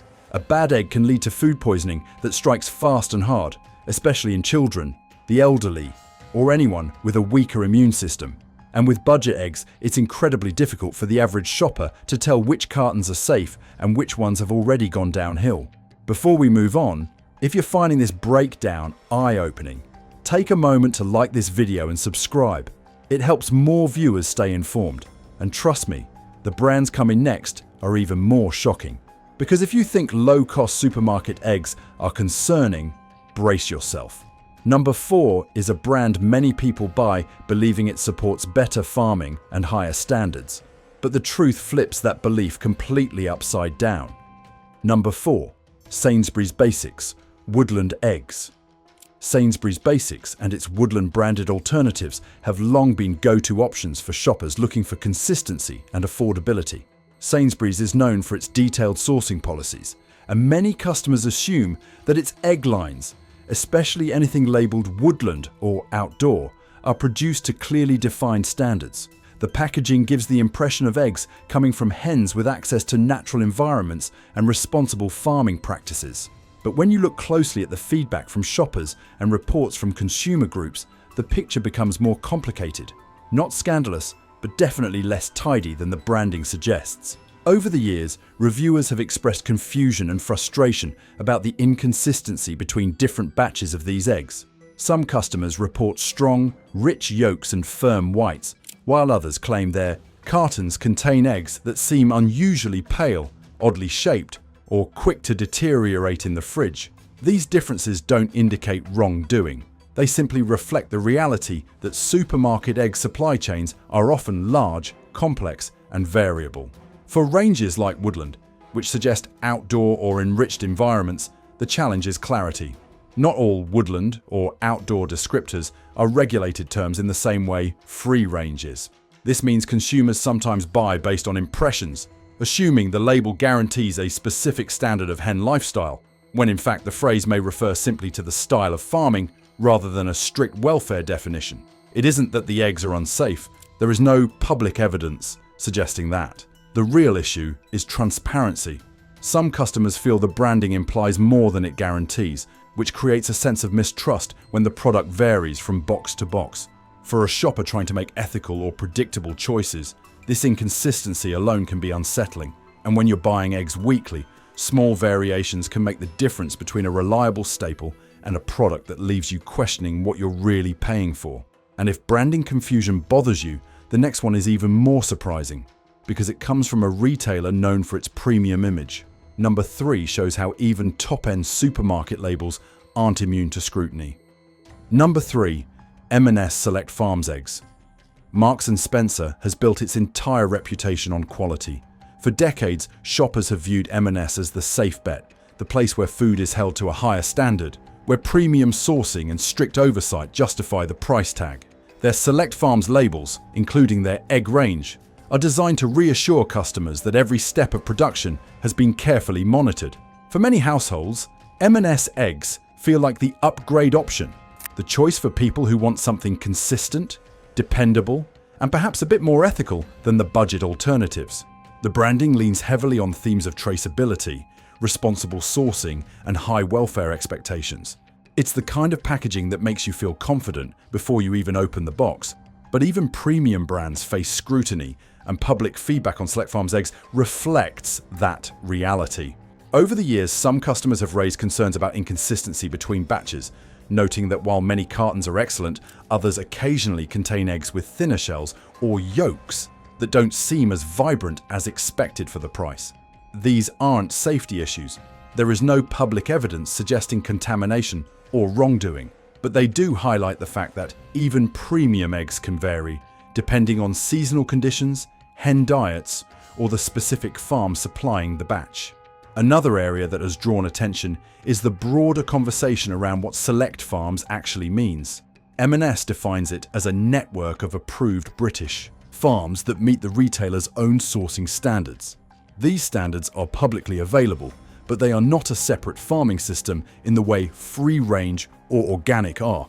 Some shoppers mistakenly assume Select Farms is a welfare certification, when in fact it's M&S's own supply framework. This doesn't indicate any problem, but it shows how easily consumers can overestimate what a label guarantees. The gap between perception and the technical definition can leave some buyers expecting a level of uniformity or welfare precision that the term wasn't created to promise. What's important to understand is that these eggs are not considered unsafe or problematic. The real talking point here is expectation versus reality. The tendency for branding to create an image that doesn't always match the natural variability of agricultural products. And if a premium supermarket like M&S can face questions about clarity and consistency, what happens when we look at a retailer known for sheer volume and lower everyday pricing? Number 2 comes from one of the UK's biggest supermarket giants, and the issues customers report there paint a very different picture. Number 2. Tesco. Everyday. Value. Stockwell eggs. Tesco is the UK's largest supermarket, which means its egg ranges, including Everyday Value and the updated Stockwell label, are among the most widely purchased in the country. Because Tesco sells such a high volume of eggs every single week, many households treat these cartons as their default choice. Convenient, readily available, and competitively priced. The branding is intentionally simple and budget-friendly, designed to communicate practicality rather than premium quality.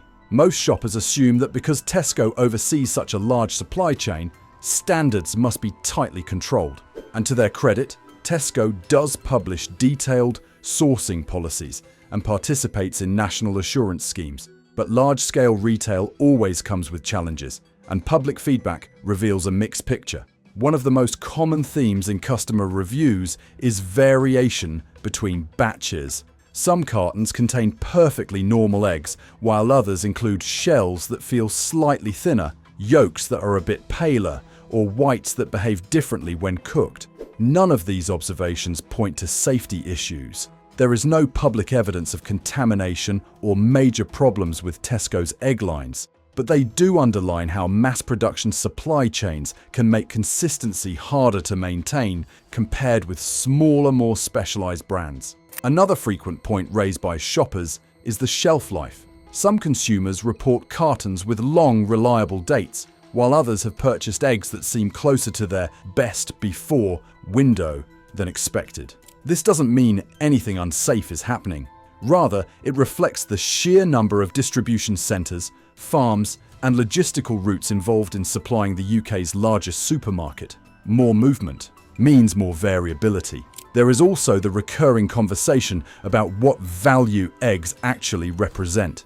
While the low price appeals to many households, some customers question whether the slight inconsistencies make the savings worthwhile, especially for those who bake regularly or prefer eggs with rich colour and stronger flavour. What matters most is that Tesco's everyday value and Stockwell eggs are not unsafe. But the feedback around freshness windows, uniformity, and overall reliability shows how difficult it can be for a huge retailer to deliver the same experience from carton to carton. And that brings us to the final entry. If you think the biggest retailer raises questions simply due to scale, the top spot belongs to a brand known not for being cheap or basic, but for being different.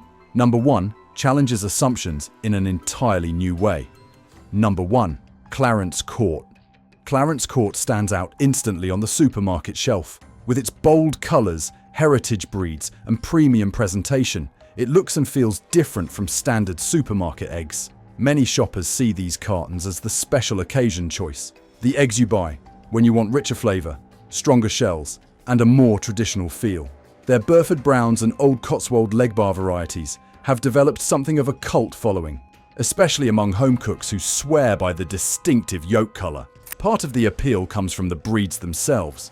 Heritage hens naturally lay eggs with deep pigments and firmer whites, and Clarence Court has made that uniqueness central to its identity. Consumers often interpret this as a sign of higher welfare or smaller-scale farming, and while the brand does communicate its commitment to quality and lineage, heritage breed eggs naturally bring with them a level of variation that customers don't always expect. This is where the public conversation becomes more interesting, not because there are safety concerns, but because premium branding raises expectations. Food journalists and reviewers have noted that depending on the season, heritage hens may lay eggs that differ slightly in size, shape, or shell tone. Some customers have been surprised by these inconsistencies, expecting perfectly uniform eggs in every box due to the higher price point.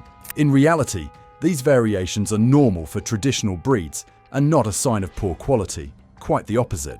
There has also been ongoing discussion about label interpretation. Clarence Court offers a mixture of farming methods depending on the specific product line. Some eggs are free range, some belong to specialty categories, and each carton clearly states the farming type. However, because the brand overall has a premium, artisan identity, some shoppers assume all products follow the same system. This isn't the case, and the brand does label its methods accurately, but it's a reminder that packaging impressions can sometimes overshadow the fine print. Another talking point relates to scale.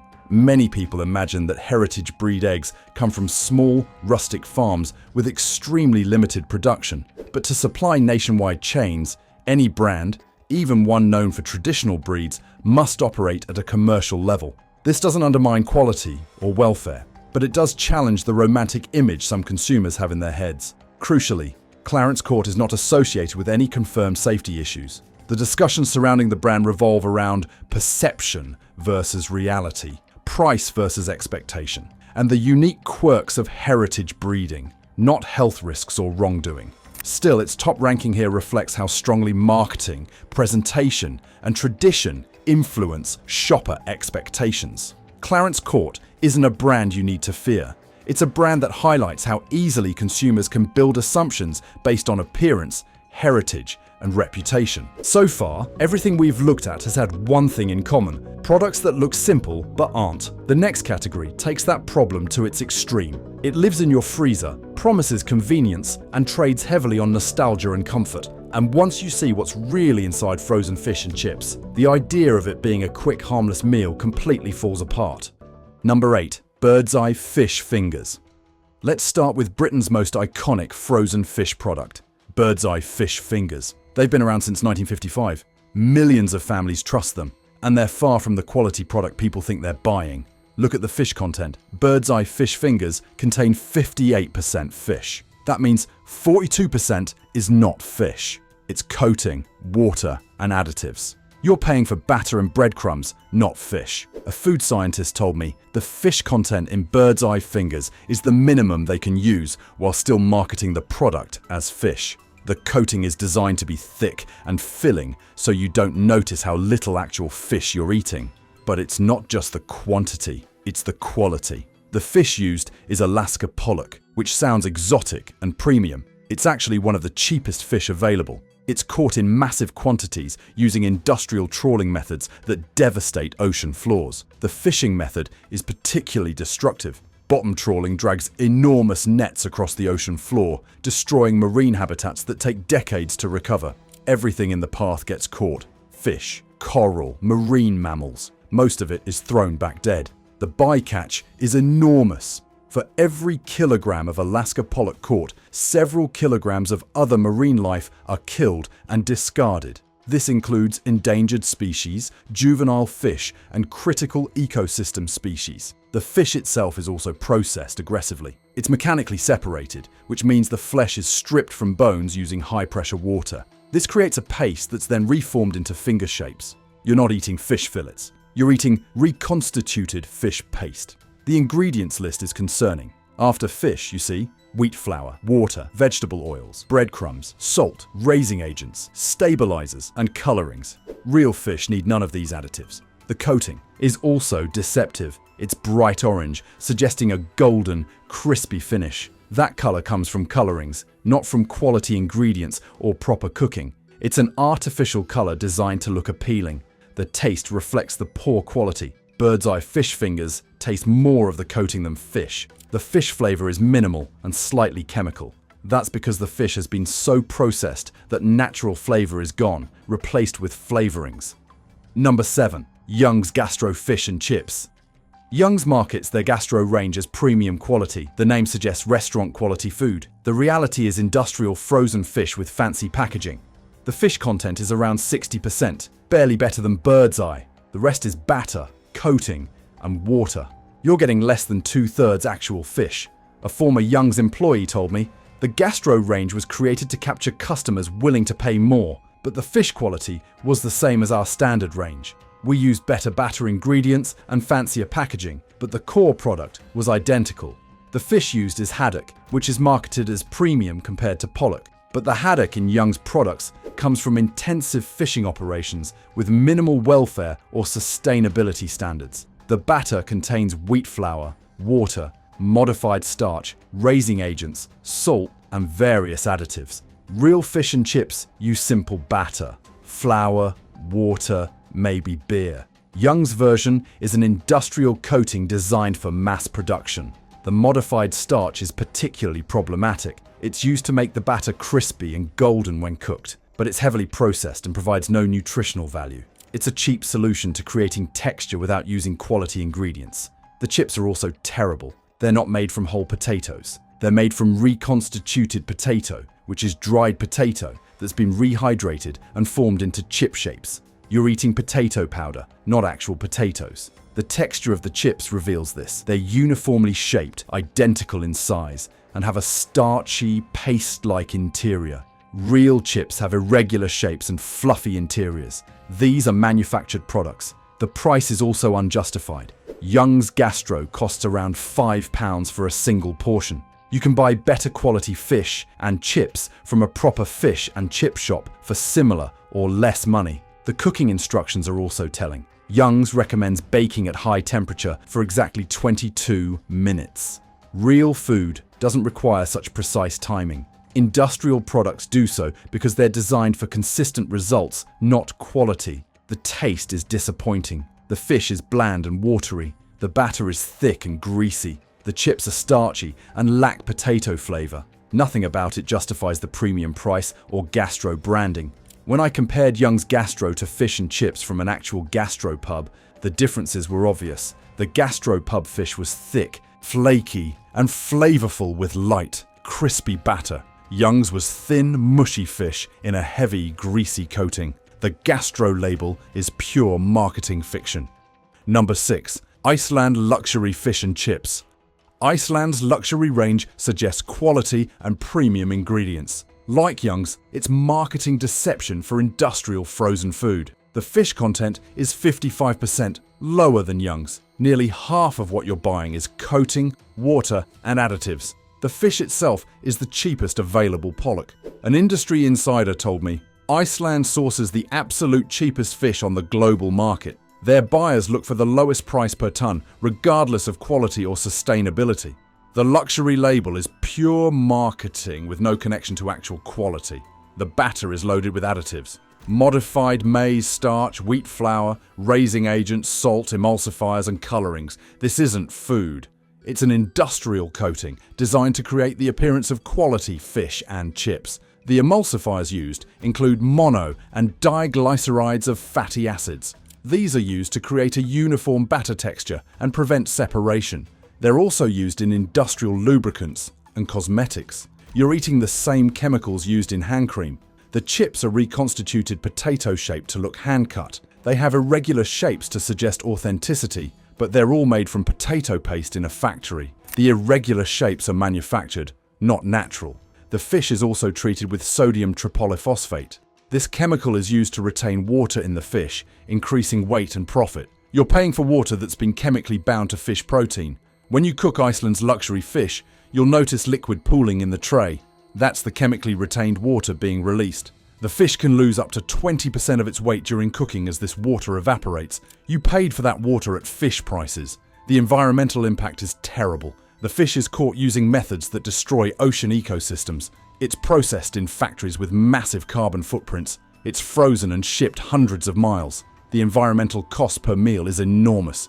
The taste is also poor. The fish is mushy and bland. The batter is greasy and heavy. The chips are starchy and artificial. It tastes exactly like what it is. Cheap ingredients processed industrially and frozen. Number 5. Findus Crispy Pancakes, fish variety. Findus Crispy Pancakes are nostalgic for many Brits. The fish variety is also one of the worst frozen fish products available. The fish content is approximately 30%. 70% is pancake coating, filling, and additives. You're getting less than 1/3 actual fish in a fish product. A food technologist explained, crispy pancakes are designed to be cheap, filling comfort food. The fish is minimal because it's expensive. The coating is thick because it's cheap. The balance is calculated for profit, not nutrition. The fish used is the cheapest available whitefish, usually pollock or whiting. It's mechanically separated, creating a paste that's mixed with sauces and fillers to create the pancake filling. The filling also contains modified starch, milk powder, cheese powder, and various flavorings. The fish flavor comes more from artificial flavorings than from actual fish. The filling is basically a flavored paste with some fish mixed in. The white sauce in the filling contains more wheat flour than fish. It's thickened with modified starch and flavored with artificial fish flavoring. You're eating flour paste flavored to taste like fish. The coating is the worst part. It's made from wheat flour, vegetable oils, breadcrumbs, and multiple additives. When fried or baked, it becomes greasy and heavy rather than crispy. The texture is wrong throughout. The coating is soggy and greasy. The filling is paste-like and uniform. There's no texture variation, no flaking fish, no natural food characteristics. The nutritional value is terrible. High in calories, high in fat, high in sodium, low in protein, minimal vitamins or minerals. You're eating empty calories that provide no nutritional benefit.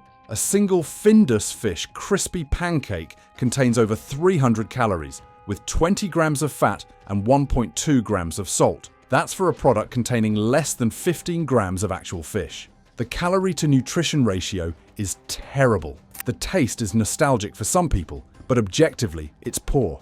The fish flavor is artificial. The coating is greasy. The overall taste is of processed industrial food with no freshness or quality. If you're shocked by what you've heard so far, make sure to subscribe. The final 4 brands are even worse, and what I'm about to reveal will make you never trust frozen fish and chips again. Number 4. Aunt Bessie's Chip Shop Curry Fish and Chips. Aunt Bessie's Chip Shop range is marketed as bringing the chip shop experience home. The curry fish and chips variety is particularly terrible. The fish content is around 50%. The rest is batter, curry coating, and water. But the curry element makes it even worse than standard frozen fish. The curry coating contains wheat flour, modified starch, curry powder, turmeric, colorings, and various spices. This isn't real curry. It's a curry-flavored coating designed to mask poor quality fish. A former product developer told me, strong flavors like curry are used in frozen fish products to hide inferior fish quality. When fish is old, watery, or low grade, adding strong flavoring makes it palatable. It's a cover-up, not a feature. The fish itself is cheap pollock that's been mechanically separated and formed. The curry coating is applied before freezing, which means the spices have been sitting on the fish for weeks or months. The chips are reconstituted into potato-shaped to look authentic. They're also coated in curry flavoring, which sounds appealing until you realize it's artificial. Flavoring and colorings, not real spices. The cooking process also affects quality. When you bake or fry Aunt Bessie's curry fish, the curry coating often burns before the fish cooks through. This creates bitter, burnt flavors that further mask the fish quality. The salt content is excessive. A single portion contains over 2 grams of salt, which is a third of your daily limit. This salt is necessary to make the poor quality ingredients palatable and to preserve the product. The taste is dominated by artificial curry flavor. The fish underneath is barely noticeable. The chips taste more of curry powder than of potato. Nothing about it resembles quality chip shop food. The artificial curry flavoring also contains monosodium glutamate, MSG. While technically safe, MSG is used to enhance flavor artificially. It's there because the fish and chips lack natural flavor. You're being tricked into thinking the food tastes good. Number 3. Tesco. Everyday value. Cod fillet and chips. Tesco Everyday Value frozen fish and chips is bottom-tier quality sold at bottom-tier prices. The low price reflects the terrible quality. The fish content is 52%, which sounds reasonable until you examine what that fish actually is. It's the cheapest cod available, from sources Tesco won't disclose. A former Tesco buyer revealed, Everyday Value fish is sourced from wherever is cheapest globally. We'd buy fish that other retailers rejected for quality. If it met basic safety standards, we'd use it, regardless of how it looked or tasted.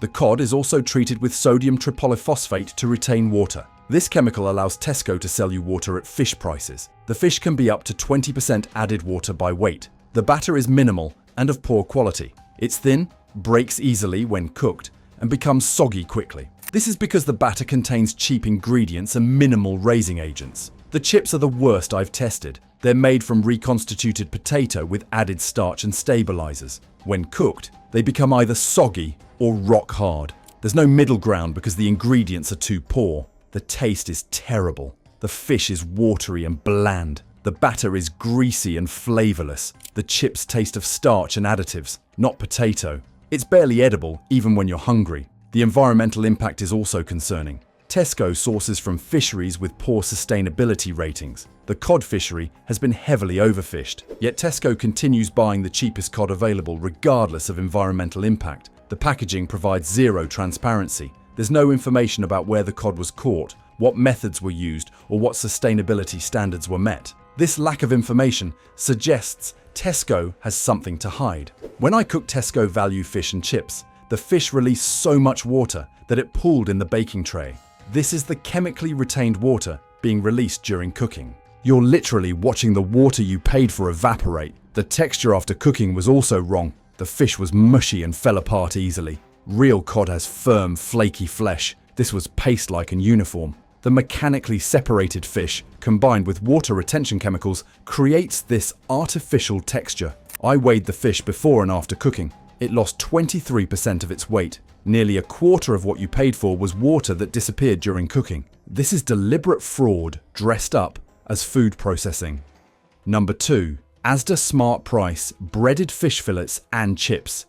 Asda Smart Price is competing with Tesco for the worst frozen fish available. The breaded fish fillets and chips might just win that competition. The fish content is 48%.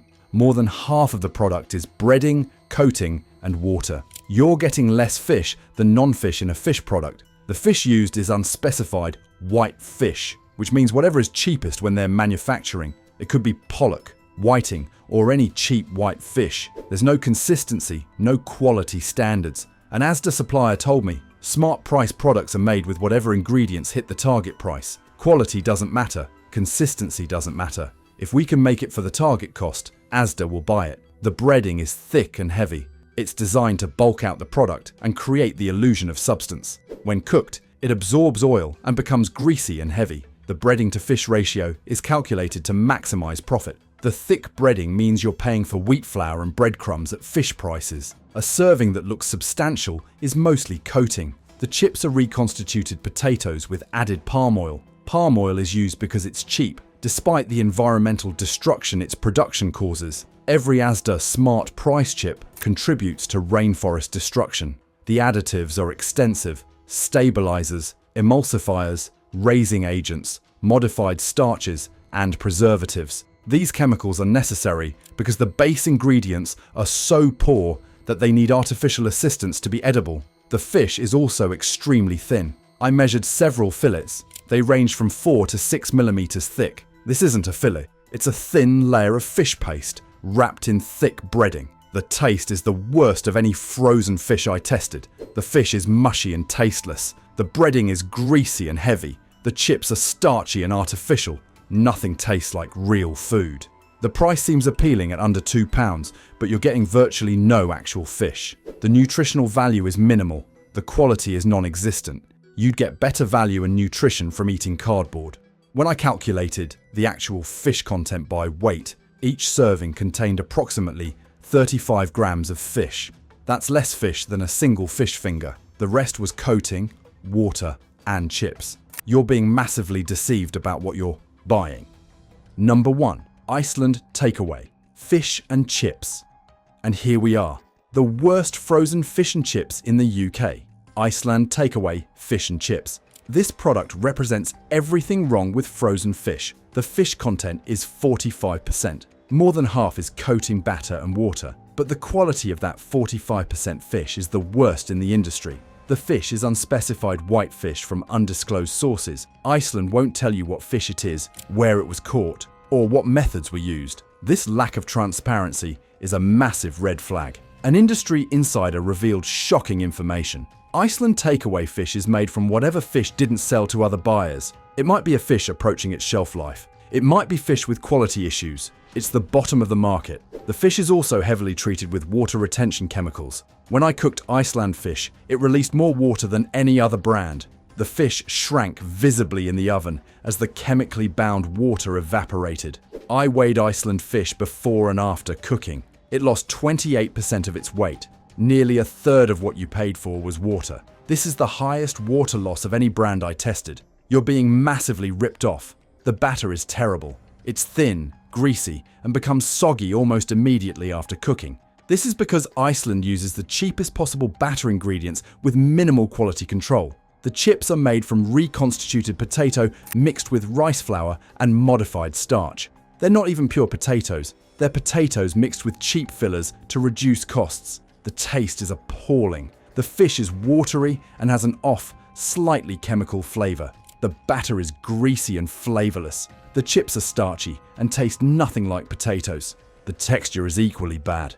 The fish is mushy and falls apart. The batter separates from the fish. The chips are either soggy or rock hard, depending on how you cook them. The environmental impact is the worst of any frozen fish product. The fish is from unsustainable sources. The processing is energy intensive. The packaging is excessive and non-recyclable. The carbon footprint is enormous. The nutritional value is terrible. High in calories, high in fat, high in sodium, minimal protein, virtually no vitamins or minerals. A single portion contains over 1,200 calories, most from fat and refined carbohydrates. Iceland also adds artificial smoke flavoring to create the illusion of chip shop fish. This chemical flavoring is carcinogenic in high doses. You're literally consuming cancer-causing chemicals for artificial flavor. The price seems appealing at around £2.50 for a portion. But you're getting minimal actual fish, terrible quality, and harmful additives. The apparent saving is actually a waste of money. When I compared Iceland takeaway fish and chips to real fish and chips from a chip shop, the differences were staggering. The chip shop fish was thick, flaky, and flavorful. The Iceland fish was thin, mushy, and tasteless. They weren't even comparable products. A nutritionist analyzed Iceland takeaway fish and chips for me. Her assessment was damning. This product provides almost no nutritional value. It's empty calories from fat and refined carbohydrates. The fish content is so minimal and so processed that it contributes little protein or nutrients.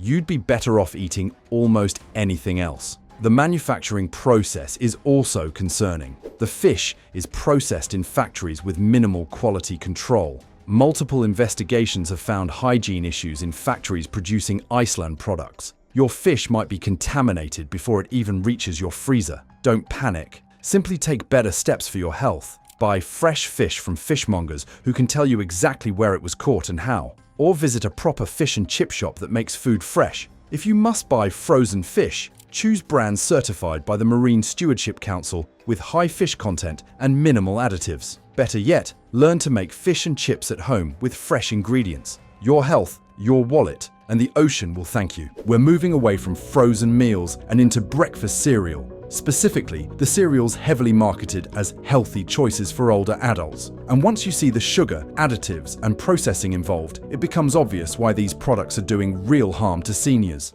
Number 8. Kellogg's Special K. Let's start with Kellogg's Special K.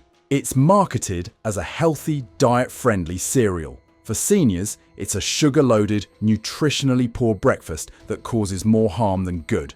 The sugar content is deceptive. While marketed as low-calorie, Special K contains 17 grams of sugar per 100 grams. A typical serving has over 8 grams of sugar. That's nearly 2 teaspoons in your supposedly healthy breakfast. A geriatric nutritionist told me, Special K is marketed to weight-conscious people, including seniors. But the sugar content causes blood sugar spikes and crashes that leave you hungry within 2 hours. Seniors with diabetes or pre-diabetes should avoid it completely.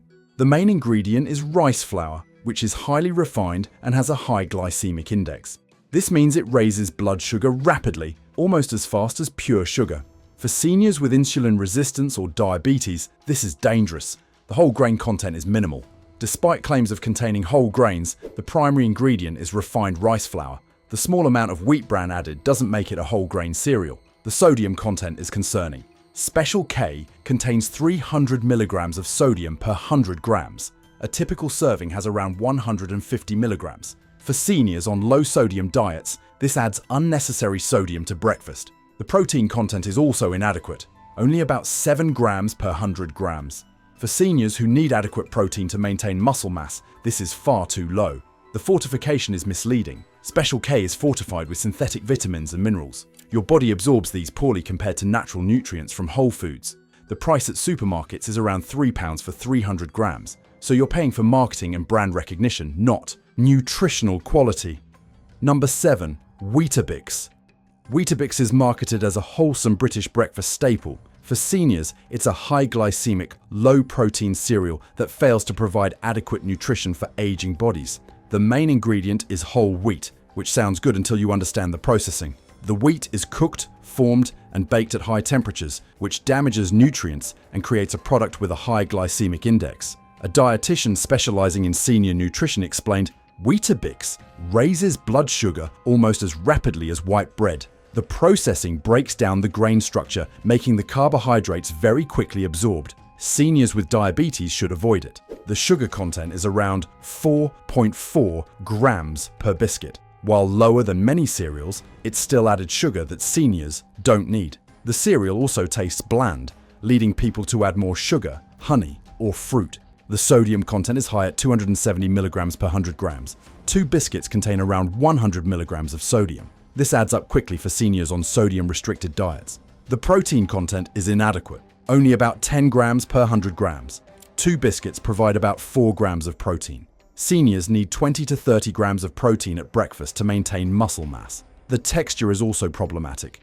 Weetabix becomes mushy in milk within seconds. This soft texture may seem easier to eat, but it contributes to rapid digestion and blood sugar spikes. The fortification includes added vitamins and iron. As mentioned, excess iron is problematic for seniors. The synthetic vitamins are poorly absorbed compared to nutrients from whole foods. The price is around £2.50 for 24 biscuits. While affordable, you're getting a nutritionally inadequate breakfast that leaves seniors hungry and causes blood sugar problems.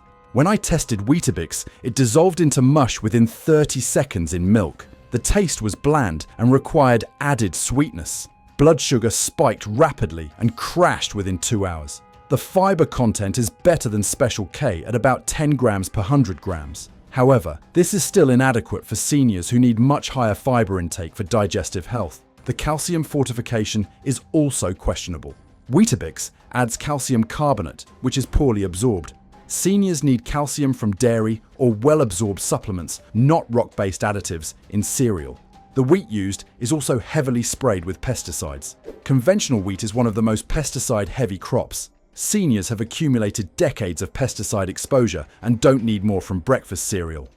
Number 6. Kellogg's All Bran.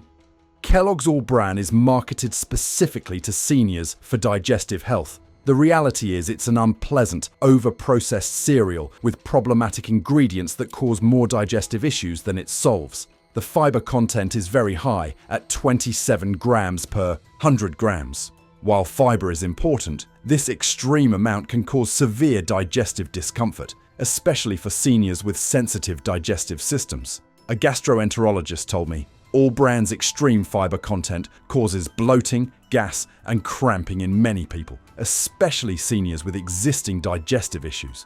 The fiber is mostly insoluble wheat bran, which can be very harsh on sensitive systems. The texture is like eating cardboard. The wheat bran flakes are hard, rough, and unpleasant. Even with milk, they remain tough and difficult to chew, which is problematic for seniors with dental issues.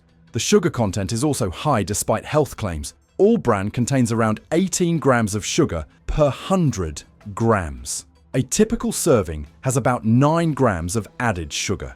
The sodium content is 350 milligrams per 100 grams. A serving contains around 175 milligrams. This is concerning for seniors with hypertension or heart disease. The phytic acid content is also problematic. Wheat bran is very high in phytic acid, which binds to minerals like calcium, iron, and zinc, preventing absorption. For seniors at risk of nutrient deficiencies, this is counterproductive. The processing is aggressive. The wheat bran is extracted, processed with high heat, and formed into flakes. This processing damages nutrients and creates a product that's harsh on the digestive system.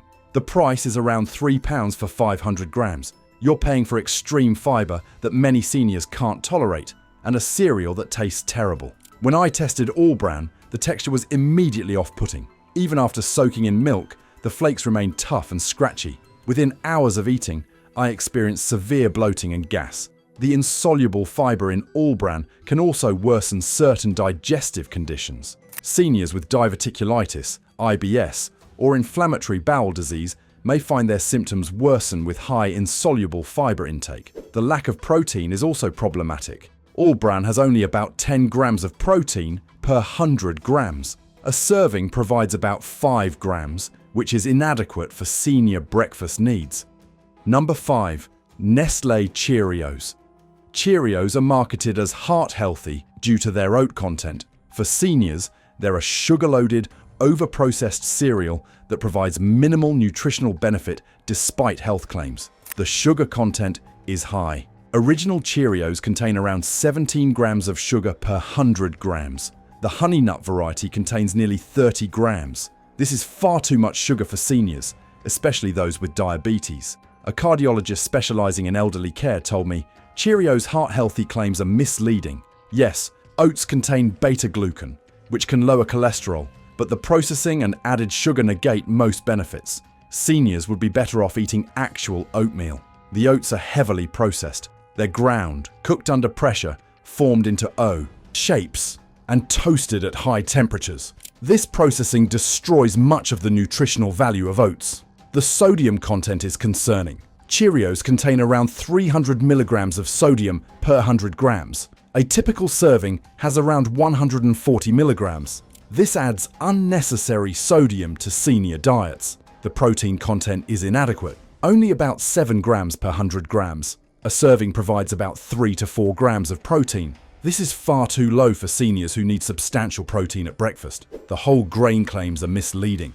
While oats are technically whole grain, The extensive processing breaks down the grain structure, increasing the glycemic index and reducing nutritional value. The fortification includes multiple synthetic vitamins and minerals. The iron fortification is again problematic for seniors who may already have adequate iron levels. The price is around £2.50 for 375 grams. You're paying for heart-healthy marketing rather than actual heart health benefits. When I tested Cheerios, they became mushy within a minute in milk. The taste was sweet and processed.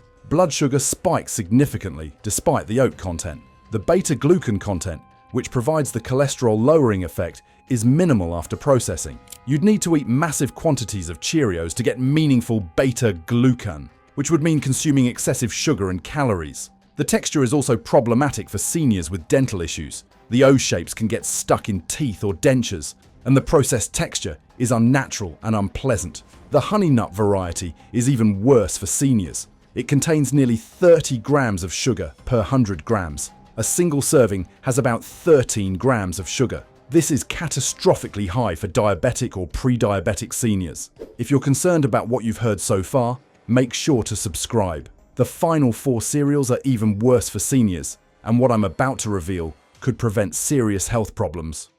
Number 4. Kellogg's Corn Flakes. Kellogg's Corn Flakes are a British breakfast institution. For seniors, they're nutritionally void, high glycemic, and provide almost no beneficial nutrients. The main ingredient is milled corn, which is essentially refined carbohydrate. Cornflakes have one of the highest glycemic indexes of any cereal, causing rapid blood sugar spikes. A diabetes educator told me, cornflakes are terrible for blood sugar control. They raise blood sugar faster than white bread or even some candies. Seniors with diabetes or pre-diabetes should never eat them. The sugar content is around 8 grams per 100 grams in the original variety. The frosted variety contains over 30 grams. Even the original needs added sugar because cornflakes taste bland. The sodium content is 300 milligrams per 100 grams. A typical serving contains around 120 milligrams. This adds unnecessary sodium to senior diets. The protein content is minimal, only about 7 grams per 100 grams. A serving provides about 3 grams of protein. This is completely inadequate for seniors who need substantial protein for muscle maintenance. The fiber content is also minimal, only about 3 grams per 100 grams. A serving provides about 1 gram of fiber. This is far too low for senior digestive health. The nutritional value is essentially zero. Cornflakes provide calories but almost no beneficial nutrients. The fortification with synthetic vitamins doesn't compensate for the lack of real nutrition. The price is around £2 for 500 grams. You're paying for brand recognition and nostalgia, not nutritional quality. When I tested cornflakes, they became soggy immediately in milk. The taste was bland and required added sugar. Blood sugar spiked to dangerous levels within 30 minutes. The glycemic index of cornflakes is around 81, which is extremely high. For comparison, pure glucose has a glycemic index of 100. Cornflakes raise blood sugar almost as rapidly as pure sugar. The lack of fat is also problematic. While low fat sounds healthy, breakfast needs some fat to slow digestion and provide satiety. Cornflakes are digested so rapidly that seniors feel hungry within an hour. The processing is also extreme. Corn is stripped of nutrients, ground, cooked under high pressure, flattened, and toasted at high temperatures. Nothing about this process preserves nutrition. Number 3. Quaker Oats. So Simple Golden Syrup. Quaker Oats. So Simple Golden Syrup is marketed as convenient oatmeal. For seniors, it's a sugar bomb disguised as a healthy breakfast. The sugar content is catastrophic. Each sachet contains over 17 grams of added sugar. That's over 4 teaspoons of sugar in a single breakfast. For diabetic seniors, this is extremely dangerous. A geriatric endocrinologist told me, these instant oatmeal packets are among the worst breakfast choices for diabetic seniors.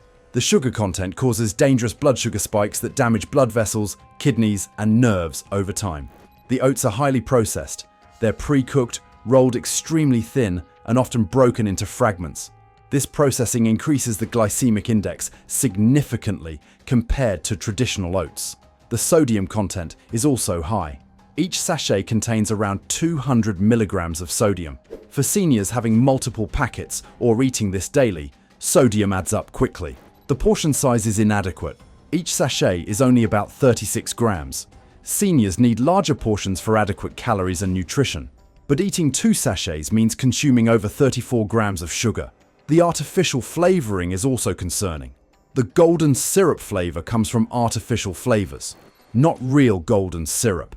These synthetic flavors can cause sensitivities and allergic reactions in seniors. The protein content is low. Each sachet provides only about 4 grams of protein. This is inadequate for seniors who need 20 to 30 grams of protein at breakfast. The price is around £3 for 8 sachets. You're paying for convenience and sugar, not nutrition. When I tested golden syrup So Simple, the sweetness was overwhelming. It tasted more like dessert than breakfast. Blood sugar spiked to dangerous levels and crashed within 90 minutes. The texture is also mushy and unpleasant. The pre-cooked thin oats turn to a paste within seconds of adding water. This might seem convenient, but the texture is off-putting. The fiber content is better than some cereals at around 4 grams per sachet. However, the high sugar content negates any fiber benefits. The sugar causes inflammation and metabolic damage that outweighs fiber's benefits. It's not worth the risk. Number 2. Nestlé Cookie Crisp. Nestlé Cookie Crisp is marketed to children, but many seniors eat it for the taste and texture. It's essentially cookies for breakfast and is catastrophically bad for senior health. The sugar content is extreme. Cookie Crisp contains over 35 grams of sugar per 100 grams. A typical serving has about 17 grams of sugar. That's over 4 teaspoons in a single bowl. A geriatric nutritionist told me, Cookie Crisp is one of the worst breakfast choices imaginable for seniors. The sugar content causes severe blood sugar spikes, inflammation, and accelerates aging. It's literally poison for diabetic seniors. The main ingredients are wheat flour and sugar. There's minimal nutritional value. The cereal is essentially a sweetened grain formed into cookie shapes. The sodium content is around 250 milligrams per 100 grams. A serving contains around 125 milligrams. This adds unnecessary sodium to senior diets. The protein content is minimal, about 5 grams per 100 grams. A serving provides about 2.5 grams of protein. This is completely inadequate for senior nutritional needs. The fat content is also concerning. Cookie Crisp contains about 8 grams of fat per 100 grams, much of it from palm oil and other processed vegetable oils. The artificial colors and flavors are extensive. Cookie Crisp contains multiple synthetic dyes and flavors that can cause allergic reactions and sensitivities in seniors. The price is around £3 for 375 grams. You're paying for sugar and artificial flavors shaped like cookies. When I tested Cookie Crisp, it was sickeningly sweet. The cereal tasted like eating actual cookies. Blood sugar spiked to dangerous levels within 20 minutes. The glycemic load is also extreme. Cookie Crisp causes one of the highest blood sugar responses of any cereal. For diabetic seniors, this can cause dangerous hyperglycemia requiring medical intervention. The lack of fiber is also problematic. Cookie Crisp has only about 1 gram of fiber per 100 grams. A serving provides virtually no fiber. This contributes to constipation and poor digestive health in seniors. The inflammatory response is also severe. The combination of high sugar, processed grains, and vegetable oils causes systemic inflammation that accelerates aging and disease progression. I monitored inflammatory markers after consuming Cookie Crisp. C-reactive protein increased significantly, indicating an inflammatory response. This inflammation is particularly harmful for seniors with existing inflammatory conditions. Number 1. Kellogg's Frosties.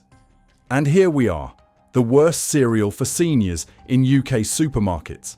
Kellogg's Frosties. This cereal represents everything dangerous about breakfast cereal for older adults. The sugar content is catastrophic. Frosties contain over 37 grams of sugar per 100 grams. A typical serving has about 18 grams of sugar. That's 4.5 teaspoons of pure sugar for breakfast. A geriatrician told me, Frosties are so high in sugar that eating them regularly can rapidly worsen diabetes, accelerate cardiovascular disease, and increase dementia risk. I've seen seniors' health deteriorate dramatically from regularly eating cereals like Frosties. The main ingredient after cornflakes is sugar. The cereal is literally coated in sugar. You're eating sugared refined grain for breakfast. The glycemic index is extremely high.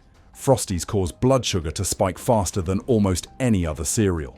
For diabetic seniors, this can cause dangerous hyperglycemia. The sodium content is around 250 milligrams per 100 grams. A serving contains around 125 milligrams. This adds unnecessary sodium that stresses senior cardiovascular systems. The protein content is minimal, about 5 grams per 100 grams. A serving provides about 2.5 grams of protein. This is completely inadequate for seniors who need substantial protein to prevent muscle loss. The fiber content is negligible, about 2 grams per 100 grams. A serving provides about 1 gram of fiber. This is far too low for senior digestive health. The nutritional value is negative. Frosties provide calories and sugar, but almost no beneficial nutrients. The fortification with synthetic vitamins doesn't compensate for the metabolic damage caused by the sugar content.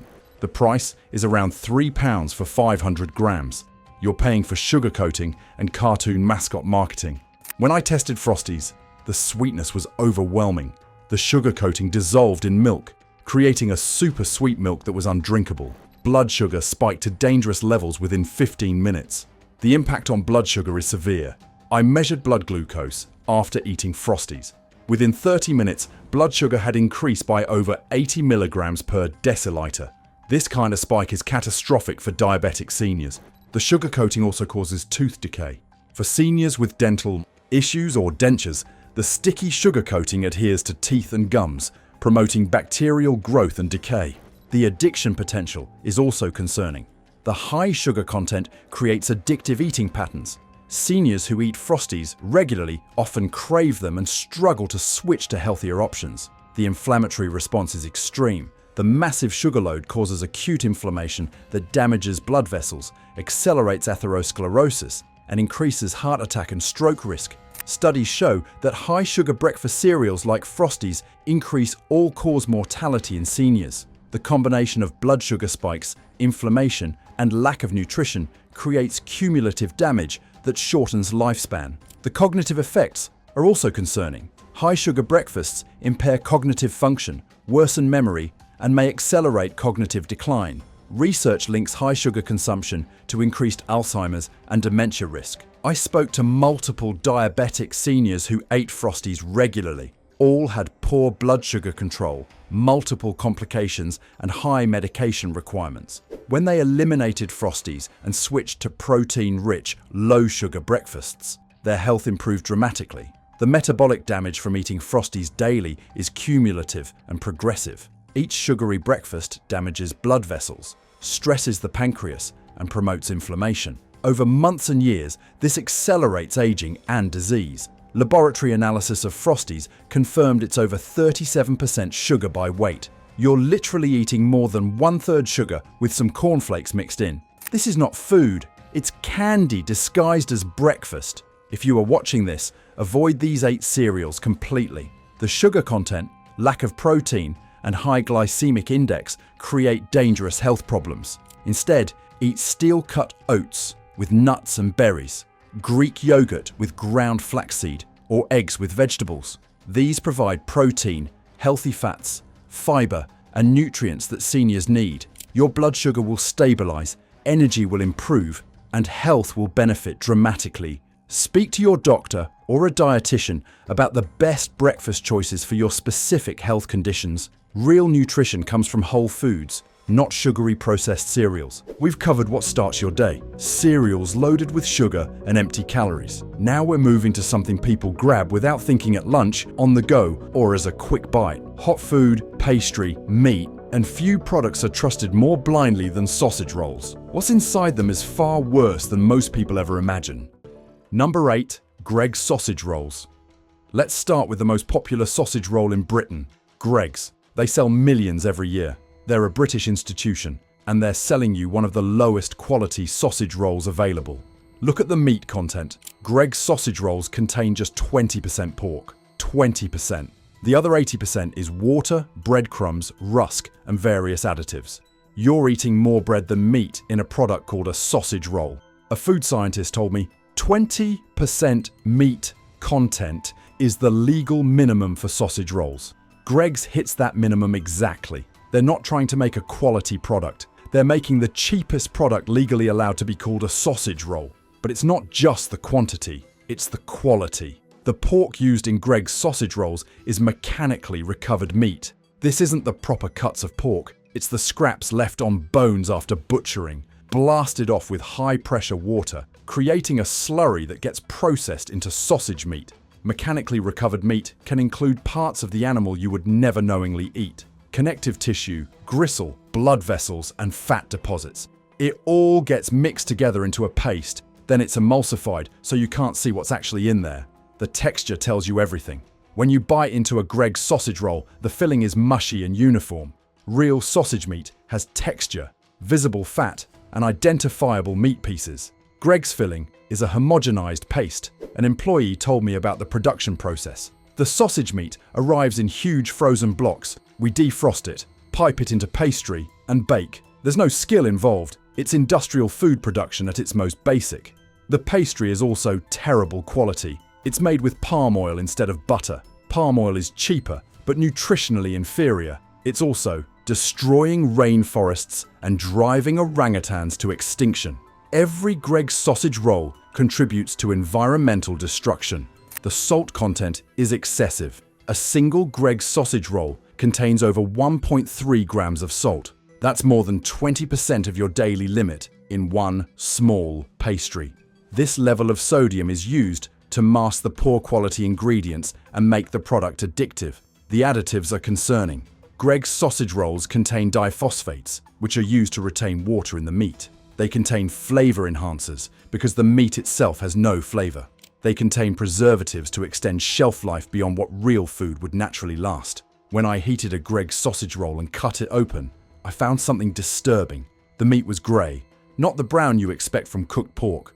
This grey colour comes from mechanically recovered meat that's been so heavily processed that it no longer looks like real meat. The profit margins on Greggs sausage rolls are enormous. They cost around £1.20 to buy, but cost Greggs maybe 20 pence to produce. You're paying 6 times production cost for a product made with the cheapest possible ingredients. Number 7. Iceland sausage rolls. Iceland's own brand sausage rolls are even worse than Greggs. They're sold frozen in packs of 4 for under £2. That price should tell you everything about the quality. The meat content is 20%, the legal minimum, but the quality is even lower than Greggs. Iceland sources the cheapest possible pork from whatever suppliers offer the lowest prices globally. A former Iceland buyer told me, "We'd source sausage meat from wherever was cheapest that week. Eastern Europe, South America, Asia. Quality didn't matter. Price was everything. The meat was often rejected by other buyers for quality issues. The filling is almost entirely made of rusk, which is wheat flour mixed with water. This is the cheapest possible filler. It absorbs water and fat, creating bulk without nutrition or flavor. You're eating flour, paste, flavored to vaguely taste like sausage. The pastry is made with hydrogenated vegetable oil, which contains trans fats. Trans fats are so dangerous that many countries have banned them. They increase bad cholesterol, decrease good cholesterol, and significantly raise heart disease risk. The texture when cooked is wrong. The pastry is greasy and soggy rather than crisp and flaky. This comes from the poor quality fat used. The filling oozes liquid when you bite into it because it's mostly water held together by rusk and additives. Look at the ingredients list. After pork and rusk, you'll find water, pork fat, wheat flour, salt, dextrose, stabilizers, preservatives, antioxidants, and flavorings. This is a chemical cocktail, not food. The preservatives are particularly concerning. Iceland sausage rolls contain sodium metabisulfite, which can trigger severe allergic reactions in sensitive individuals. They contain E223, a preservative linked to respiratory problems. When I cooked Iceland sausage rolls, the smell was wrong. Instead of the rich, meaty aroma of real sausage, there was a chemical, artificial smell. That's the flavorings trying to make processed paste smell like food. The nutritional value is virtually zero. Yes, there's some protein from the minimal meat content, but the processing destroys most nutrients. What you're left with is calories from fat and refined carbohydrates with no real nutritional benefit. Number 6. Pork Farms sausage rolls. Pork Farms is a major UK brand found in most supermarkets and corner shops. The name suggests quality and tradition. The reality is industrial food production at its worst. The meat content is 22%, barely above the legal minimum. And like the others, it's mechanically recovered meat of the lowest quality. The pork comes from intensive factory farms where animal welfare is non-existent. A former pork farms employee told me, "The pork we used came from pigs that lived their entire lives indoors, never saw daylight, and were kept in conditions that would shock most people. But it was cheap, which was all that mattered." The filling contains more soya protein than actual pork. Soya protein is used as a cheap meat substitute. It's flavored and colored to look like meat, but it's not meat. You're paying for pork and getting industrially processed soy. The pastry is made with hydrogenated vegetable oil, like Iceland's. Same trans fat problems, same health risks, same environmental destruction from palm oil production. Pork farm sausage rolls also have an unnaturally long shelf life. They last for weeks at room temperature. Real food doesn't last that long. This extended shelf life comes from aggressive preservatives and processing methods that kill anything that makes food food. The salt content is over 1.4 grams per roll. Combined with the fat content of 14 grams, you're eating something that's actively harmful to your cardiovascular health. 1. Pork Farms Sausage Roll contains more salt and fat than you should consume in an entire meal. The additives include monosodium glutamate, which is a flavor enhancer used to make low-quality ingredients taste acceptable. Your brain gets tricked into thinking you're eating something delicious when you're actually eating processed waste. An industry insider told me that Pork Farms has been progressively reducing quality for years. Every reformulation uses cheaper ingredients, more water, more rusk, less meat. Each time, the product gets worse, but the price stays the same or increases. Customers don't notice the gradual degradation. The company has also faced multiple food safety incidents. While none resulted in major recalls, they show a pattern of cutting corners on hygiene and quality control. This is a company that prioritizes profit over safety. Number 5. Ginster's Sausage Rolls. Ginster's has built a reputation on pasties, and they've extended their brand to sausage rolls. Those sausage rolls are a disgrace to the Ginster's name. The meat content is 20%. The quality is poor. But what makes Ginster's particularly bad is the pastry. It's dense, heavy, and greasy. The pastry to filling ratio is completely wrong, with far too much pastry and too little filling. An industry insider told me, Ginster's sausage rolls are designed to maximize profit through pastry. Pastry is cheap. Filling is expensive. By making the pastry thick and heavy, they reduce the amount of filling needed while making the roll look substantial. The filling itself is watery and bland. When you bite into a Ginster's sausage roll, liquid oozes out. That's water that's been added to bulk out the filling. The meat is mixed with so much water that the filling can't hold together properly. The pastry is made with palm oil and hydrogenated fats. It's not flaky or tender like proper pastry. It's dense and sits heavy in your stomach. This is because cheaper fats don't create the same texture as butter. Ginster's also uses artificial colorings to make the filling look more appealing. The meat naturally would be grey from processing. They add caramel color and other dyes to make it look brown and meaty. You're being visually deceived. The preservatives are extensive. Ginster's sausage rolls contain sodium nitrite, potassium sorbate, and various antioxidants. These chemicals extend shelf life, but have been linked to various health concerns when consumed regularly. When I tested a Ginster's sausage roll, I weighed the filling versus the pastry. The pastry was 65% of the total weight. The filling was only 35%. You're paying for and eating mostly cheap pastry. The taste reflects the poor quality ingredients. There's no depth of flavor, no real pork taste, just salt and chemical flavorings. It's one-dimensional and unsatisfying. Your body knows it's not eating real food. If you're disgusted by what you've heard so far, make sure you hit subscribe. The final 3 brands are even worse, and what I'm about to reveal about the number 1 brand will shock you. Subscribe so you never waste money on garbage food again. Number 4. Tesco Everyday Value Sausage Rolls. Tesco Everyday Value sausage rolls are the cheapest option in most supermarkets. They cost about 30 pence each. You absolutely get what you pay for. The meat content is 20%, but the quality is even worse than the others. Tesco sources the cheapest possible mechanically recovered meat from the global market with no quality standards. A former Tesco buyer told me, everyday value products are made to hit the absolute lowest price point. We'd buy meat that other manufacturers rejected. If it was technically legal to use, we'd use it regardless of quality. The filling is mostly rusk, water, and pork fat. The actual meat content is minimal. What little meat exists is so heavily processed that it's been reduced to a protein slurry mixed with fat and fillers. The texture is appalling. The filling is mushy and falls apart when you bite into it. It has no structure because there's no actual meat to provide structure. It's just paste held together by additives.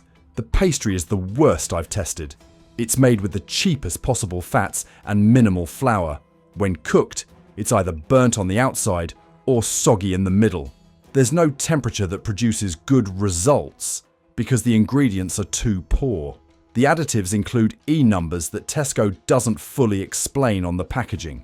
When I researched them, I found preservatives, flavor enhancers, and colorings that have been banned in other countries for health concerns. The salt content is astronomical at 1.6 grams per roll. This is used to make the poor quality ingredients palatable. Without excessive salt, these sausage rolls would taste like nothing. When I heated a Tesco value sausage roll, it released so much liquid that it pooled at the bottom of the baking tray. This is all the water that was injected into the meat coming back out. You're paying for water weight that disappears during cooking. The smell after cooking was also wrong. There was a slightly rancid, off smell rather than the appetizing aroma of cooked pork. This suggests the fat used in the filling was already starting to go rancid before processing. Number 3. Asda Extra Special Sausage Rolls. The name Extra Special suggests premium quality. With Asda, this is pure deception. Their Extra Special sausage rolls are barely better than their standard range, but cost twice as much. The meat content is 25%, slightly higher than the minimum, but it's still mechanically recovered meat of poor quality. The extra 5% makes a minimal difference to the actual product. An Asda employee told me, Extra Special was created to capture customers willing to pay more. But in most categories, including sausage rolls, the quality difference was minimal. It was premium pricing for standard products with better packaging. The filling contains the same rusk and water as cheaper versions. The pastry is made with the same hydrogenated fats. The additives are identical. You're paying extra for essentially the same product with a fancier label. The marketing is deliberately misleading. Asda shows images of rustic, artisan-looking sausage rolls on the packaging. What you get is an industrial, mass-produced product identical to their budget range. I compared Asda Extra Special to their standard sausage rolls side by side. The only noticeable difference was the size. The Extra Special was slightly larger, but the meat quality, pastry quality, and taste were virtually identical. You're paying double for a marginally bigger version of the same poor product. The texture of the filling is also suspicious. It's too smooth, too uniform. Real sausage meat has variations in texture. Asda's filling is so processed and emulsified that it's become a homogeneous paste. When I cut open an Asda Extra Special sausage roll, I noticed something disturbing. There were small, hard particles in the filling. These appeared to be bits of bone or cartilage that hadn't been properly removed during processing. This is gross and potentially dangerous. Number 2. Wall's Sausage Rolls. Wall's is owned by Unilever, one of the largest food corporations in the world. They have the resources to make quality products. Instead, they've chosen to maximize profit by making some of the worst sausage rolls available. The meat content is 20%. The quality is terrible. Wall's sources mechanically recovered meat from intensive farming operations where animal welfare is non-existent and environmental damage is extensive. A food industry analyst told me, Wall's represents everything wrong with corporate food production. Maximum processing, minimum quality, aggressive cost-cutting, and no concern for nutrition or ethics. It's profit extraction disguised as food. The filling is more soya protein than pork. Soya protein is cheaper than meat and can be flavored to mimic meat taste. But it's not meat. Wall's is selling you vegetable protein at meat prices and hoping you don't notice. The pastry contains partially hydrogenated oils, which means trans fats. These are so dangerous that the WHO has called for a global ban. Walls continues using them because they're cheap. The preservatives are extensive. Wall's sausage rolls contain nitrites, sulfites, and various E numbers. Some of these have been linked to hyperactivity in children, allergic reactions, and potential cancer risks with long-term consumption. The texture is wrong. Wall's sausage rolls have a rubbery, bouncy quality that real food doesn't have. This comes from the emulsifiers and stabilizers used to hold the processed ingredients together. When I analyzed a Wall's sausage roll, I found that the filling separated into distinct layers when heated. A layer of water at the bottom, a layer of fat, and a layer of solid material. This shouldn't happen with properly made sausage meat.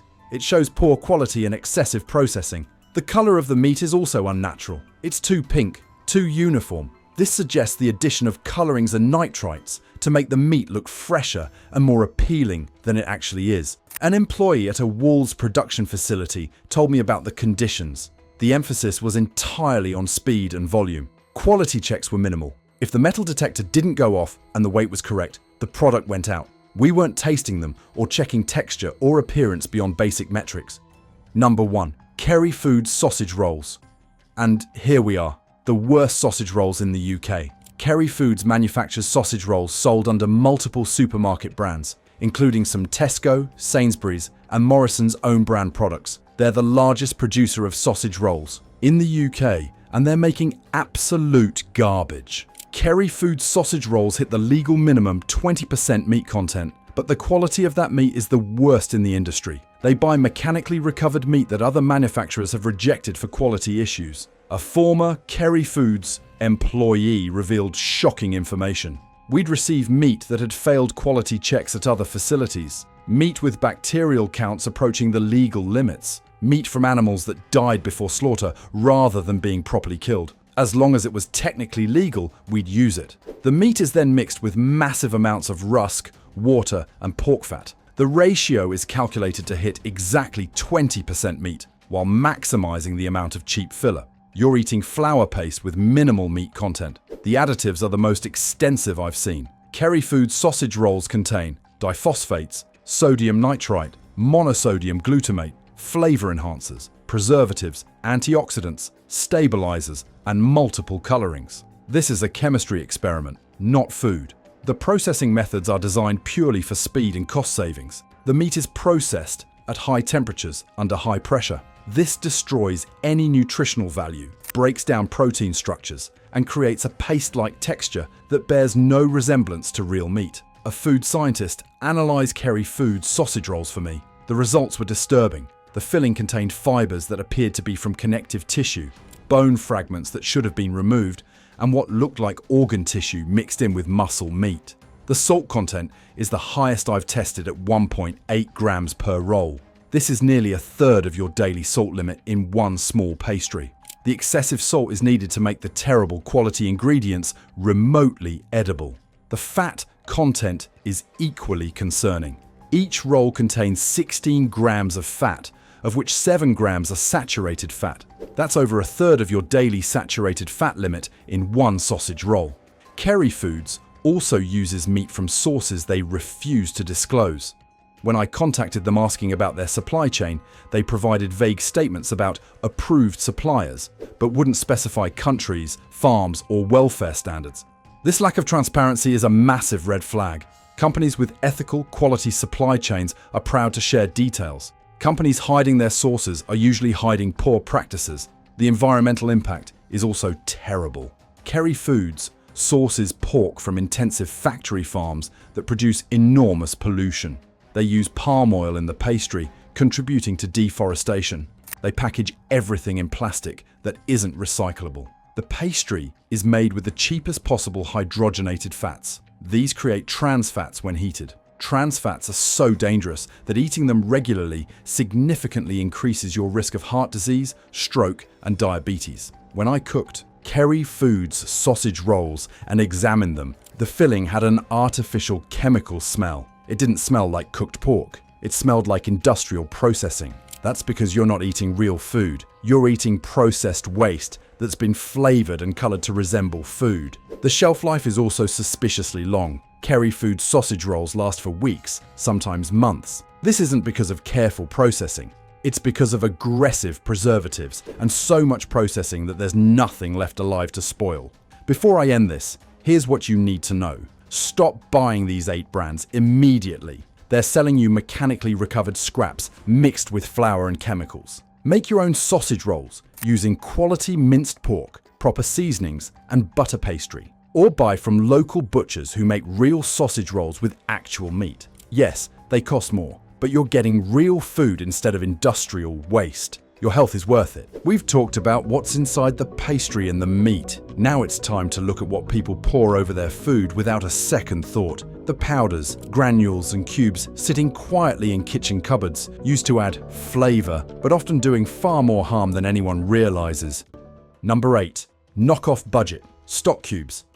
Walk into any UK supermarket and you'll notice the plain label stock cubes stacked quietly on the lower shelves. These value brands are marketed as simple, affordable alternatives to the big-name products. And for families trying to stretch a budget, they seem like a harmless bargain. They dissolve fast, they promise a boost of flavour, and the packaging often hints that they're basically the same as the premium versions, just cheaper. But that assumption is exactly where the danger begins. Behind the low price lies a level of cost-cutting that most consumers never think twice about. When food analysts break down these cubes, the first red flag is just how little real food they contain. Many are made with minimal vegetable or meat extracts, and instead rely heavily on salt, synthetic flavour enhancers, and bulking agents. These aren't just cheap ingredients. They're chosen specifically because they allow manufacturers to stretch every batch as far as possible, even if the quality suffers. What makes these cubes even more unpredictable is the inconsistency from batch to batch. Because many supermarket value cubes are produced by rotating third-party factories rather than a single controlled manufacturer, one batch may be mildly acceptable, while the next might contain different additives, higher sodium levels, or undisclosed allergens. Some former factory workers have admitted that lower-tier products are often made from leftover ingredients that didn't pass quality checks for more expensive brands. It's a dumping ground in disguise, but one with a shiny supermarket label on it. For the average consumer, the risks can build quietly over time. The extreme salt content alone can push people, especially seniors or anyone with hypertension, well beyond healthy limits. Artificial flavour boosters and MSG-like substitutes have been linked to headaches and sensitivity reactions. Modified starches and emulsifiers can trigger digestive discomfort, leaving people wondering why a simple soup or stew doesn't sit right. And when these cubes are used weekly in family meals, especially for children with smaller bodies and lower thresholds, the cumulative chemical load becomes a real concern. If this is what's hiding in the cheapest cubes on the shelf, you may be wondering what happens when you eat gravy, mixes you don't buy yourself. Because the next item on this list is something millions consume without ever seeing an ingredients label, and the problems run much deeper. Number 7. Cafe and takeaway. Bulk. Gravy mixes. Most people don't think twice about the gravy served in a cafe, chip shop, carvery, or local takeaway. It arrives steaming, rich, and comforting. The perfect finishing touch to hot chips, pies, or a Sunday plate. And because these places serve food every day, customers assume they must be using products that are safe, regulated, and consistent. After all, how dangerous could a simple pot of gravy really be? The truth is, the bulk powdered mixes used behind the counter are some of the least transparent food products in the UK. Unlike supermarket brands, these catering-grade mixes rarely display a full ingredient list where customers can see it. Many come in large industrial tubs or unbranded bags meant only for staff use, which means you have no idea what's actually inside the gravy being poured over your meal. When food testers examine these powders, they routinely find extremely high levels of sodium and chemical flavor enhancers designed to boost taste cheaply. Because these mixes are sold in such large quantities, ingredients like real herbs, real fat, or natural stocks are replaced with ultra-processed shortcuts. The goal isn't quality, it's speed, shelf life, and profit margin. Even more concerning is the issue of hidden allergens. Several cafes and takeaways unknowingly use gravy powders containing milk derivatives, wheat, celery extract, mustard, or soy. And because many staff members aren't trained to read industrial food labels carefully, cross-contamination becomes almost impossible to track. This makes the gravy especially risky for people with sensitivities or dietary restrictions. There have even been cases where substitute powders were used because a supplier ran out of the usual brand, meaning a completely different set of ingredients ended up in the food without customers ever being told.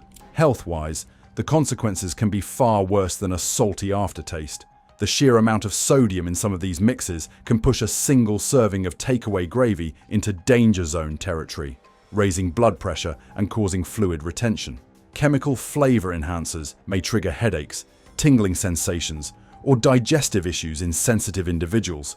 And when such gravies are consumed regularly, as many families and seniors do through weekly takeaways, the cumulative effect becomes significant. If you think that's unsettling, wait until you see what's hiding in one of the UK's most trusted grocery brands. Number 6 is a name nearly every household knows, but very few realise what's actually inside their favourite gravy tin. Number 6. Bisto Original Granules. For many families across the UK, Bisto isn't just a gravy, it's a tradition. The iconic red tub sits in cupboards nationwide, a comforting sight that promises familiarity, consistency, and the nostalgic flavour of childhood Sunday dinners. It's the brand people reach for without thinking, trusting decades of advertising that paints Bisto as wholesome, homely, and dependable. But when you look past the nostalgia, the truth behind the classic formula is far less comforting. The first shock comes from the ingredients list. Many people assume Bisto is made from real meat drippings, rich stock, and slow-cooked flavours. In reality, the original product contains no actual meat at all, just a combination of modified starches, caramel colouring, flavour enhancers, palm fats, salt, and additives designed to mimic depth and richness. That dark brown colour? It's largely a dye. The thick, silky texture? Achieved through powdered thickeners, not slow roasting or real stock bases. What concerns food researchers most is the reliance on additives that can cause problems for sensitive consumers. Certain flavour boosters have been linked with headaches or reactions in those who are intolerant to processed glutamate sources. Caramel colouring, while legal, has long raised questions due to its potential byproducts during manufacturing. And the sodium levels, often overlooked, are shockingly high for such a widely used product. A standard serving can push adults and especially children far closer to their maximum recommended intake than most people realise. But the real issue is frequency. Bisto isn't something people consume once a month. For many households, it's used weekly, sometimes several times a week. Parents splash it onto sausages, roasts, chips, and casseroles, assuming it's harmless. Seniors use it to make meals easier to eat. Young people rely on it for quick comfort food. Over time, that high salt, high additive combination becomes a quiet threat, slowly increasing blood pressure, irritating digestion, and contributing to long-term inflammation. And yet, its biggest strength, brand loyalty, is also what keeps its problems hidden. People trust Bisto so deeply that they rarely question what's actually inside the tub. But if you think a nostalgic supermarket staple is concerning, wait until you see the brand that's been in British kitchens for over a century and still manages to hide what's really in its cubes. Number 5 is a shock for nearly every household. Number 5. Oxo beef and chicken cubes. Oxo cubes are one of the most recognisable items in any British kitchen. Those tiny foil-wrapped blocks have been a cooking shortcut for generations, promising rich, savoury flavour in seconds. People assume they're concentrated versions of real stock, a compact blend of beef or chicken essence that melts into soups, sauces and gravies. The branding reinforces that belief, leaning heavily on history, tradition and trust. But when you break down what's actually inside an Oxo cube, the reality is surprisingly far from the wholesome image the company has cultivated. Despite the meaty names, Oxo cubes contain only small traces of real beef or chicken extract. The bulk of the cube is made of salt, yeast extract, vegetable oils, sugar, starches, and flavorings designed to mimic the taste of slow-cooked stock. This isn't a concentrated broth. It's a reconstitution of cheap components working together to trick your palate into believing you're tasting something richer.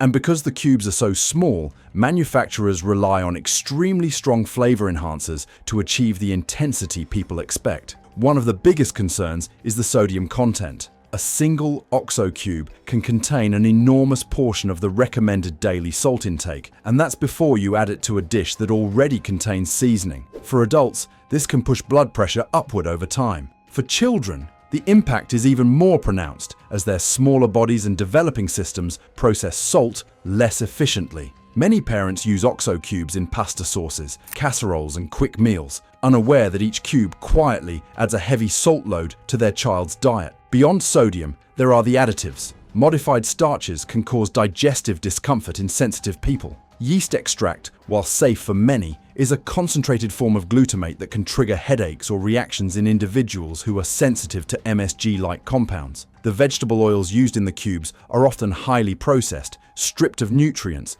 and chosen purely for cost-effectiveness rather than quality. When combined, these ingredients create a product that tastes comforting but doesn't nourish. The most unsettling truth is how universal these cubes are. Nearly every household has used them. Nearly every generation has grown up with them. And because they seem so ordinary, their risks are almost invisible. Before we move to the next item, a quick reminder. If you're finding this countdown eye-opening so far, hit like and subscribe. It helps the channel massively. And trust me, you do not want to miss what's coming next. Because if you think supermarket brands are concerning, wait until you see what discount premium alternatives from budget chains are really made of. Number 4 pretends to be an upgrade, but the truth is much worse.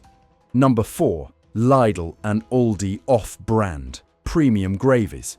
In recent years, UK shoppers have increasingly turned to Lidl and Aldi for cheaper alternatives to branded products. Their premium gravy granules and stock mixes are especially popular, often packaged in sleek tubs or foil packets that mimic the style of more expensive supermarket ranges. Many customers believe these off-brand gravies offer the same quality as well-known products, just at a better price. The packaging suggests richer flavor, better ingredients, and a step up from basic value cubes. But beneath the upgraded design, the reality is far less impressive. Independent food testers and consumer groups have repeatedly found that these premium-looking alternatives suffer from one major issue: inconsistent formulation. Because discount chains frequently switch suppliers behind the scenes, the recipe for a single product can change multiple times in a year. One batch might taste fine, while the next suddenly has more salt, a thinner texture, or a chemical aftertaste that loyal buyers quickly notice. For a product sold as a higher quality option, that lack of stability is a warning sign, and for sensitive consumers, it's more than just an inconvenience. Another problem lies in the ingredient substitutions used to keep prices low while still creating the illusion of a premium product. Instead of relying on slow-cooked meat stock or real herbs, many of these gravies are boosted with caramel coloring, cheap fats, artificial flavor compounds, and anti-caking agents. Some customers have reported metallic or bitter aftertastes, which are often linked to shortcuts in processing or cheaper synthetic flavor enhancers. In several cases, shoppers with food sensitivities have experienced reactions because the ingredients had changed without any clear notification on the packaging. For health-conscious consumers, the sodium levels alone can be alarming. Despite being marketed as higher-tier options, many discount gravies contain just as much or even more salt than the mainstream brands. And because families often serve larger portions when the gravy tastes weaker or thinner, they unintentionally consume even higher amounts. The unsettling part is that most buyers genuinely believe they're choosing a safer or better-made product simply because the packaging looks nicer. But when the formula behind that packaging shifts constantly, trust becomes impossible. And if inconsistent formulations worry you, the next item on this list is even more troubling. Number 3 comes from a global brand that claims to be chef-inspired, yet hides some of the most misleading ingredients in the entire gravy market. Number 3. Knorr stock pots and cubes. Knorr has positioned itself as the chef's choice of stock products. The branding is clean, modern, and reassuring, with terms like rich flavor, slow, simmered taste, and made with real ingredients stamped across every label. Their stock pots in particular are marketed as a premium upgrade from traditional cubes, a concentrated gel that promises restaurant-level depth. For many families, Knorr feels like the safest, highest quality option on the shelf. But behind that polished image hides a recipe that is far more artificial than consumers realize. One of the biggest misconceptions is that Knorr stock pots are made from real simmered stock. In truth, the glossy gel inside those tiny plastic tubs is the result of industrial processing, stabilizers, hydrogenated or semi-hydrogenated fats, and concentrated flavorings designed to simulate richness rather than achieve it naturally. Real meat is present, but usually in surprisingly small amounts, bolstered by yeast extract and artificial flavors that create the illusion of slow cooking. Then there's the salt. Knorr products consistently rank among the highest sodium stock options in the UK. A single stock pot can push a recipe dangerously close to the daily recommended intake before any additional seasoning is added. Because families often use multiple pots in a stew or casserole, the salt load multiplies quickly, increasing health risks, especially for older adults or anyone with existing blood pressure concerns. Some European consumer groups have also criticized Knorr for what they call natural-sounding deception. Words like herb-infused, home-style, or naturally flavored give the impression of simplicity, yet the ingredient lists often include flavor boosters, preservatives, coloring agents, and processed oils. Several watchdog organizations have flagged this as a misleading practice, especially when the packaging suggests the product is close to homemade. And then there's the environmental issue.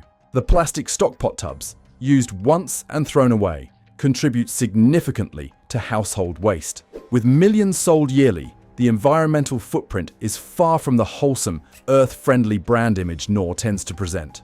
For consumers who rely on these stockpots to feed their families, the truth feels like a betrayal. A product marketed as premium and natural is, in many ways, one of the most highly engineered products on the shelf. But if you think misleading marketing is bad, the next item on this list is something far more dangerous, because it often comes from sellers with no oversight at all. Number 2 exposes a growing online trend that every UK household should be very careful about.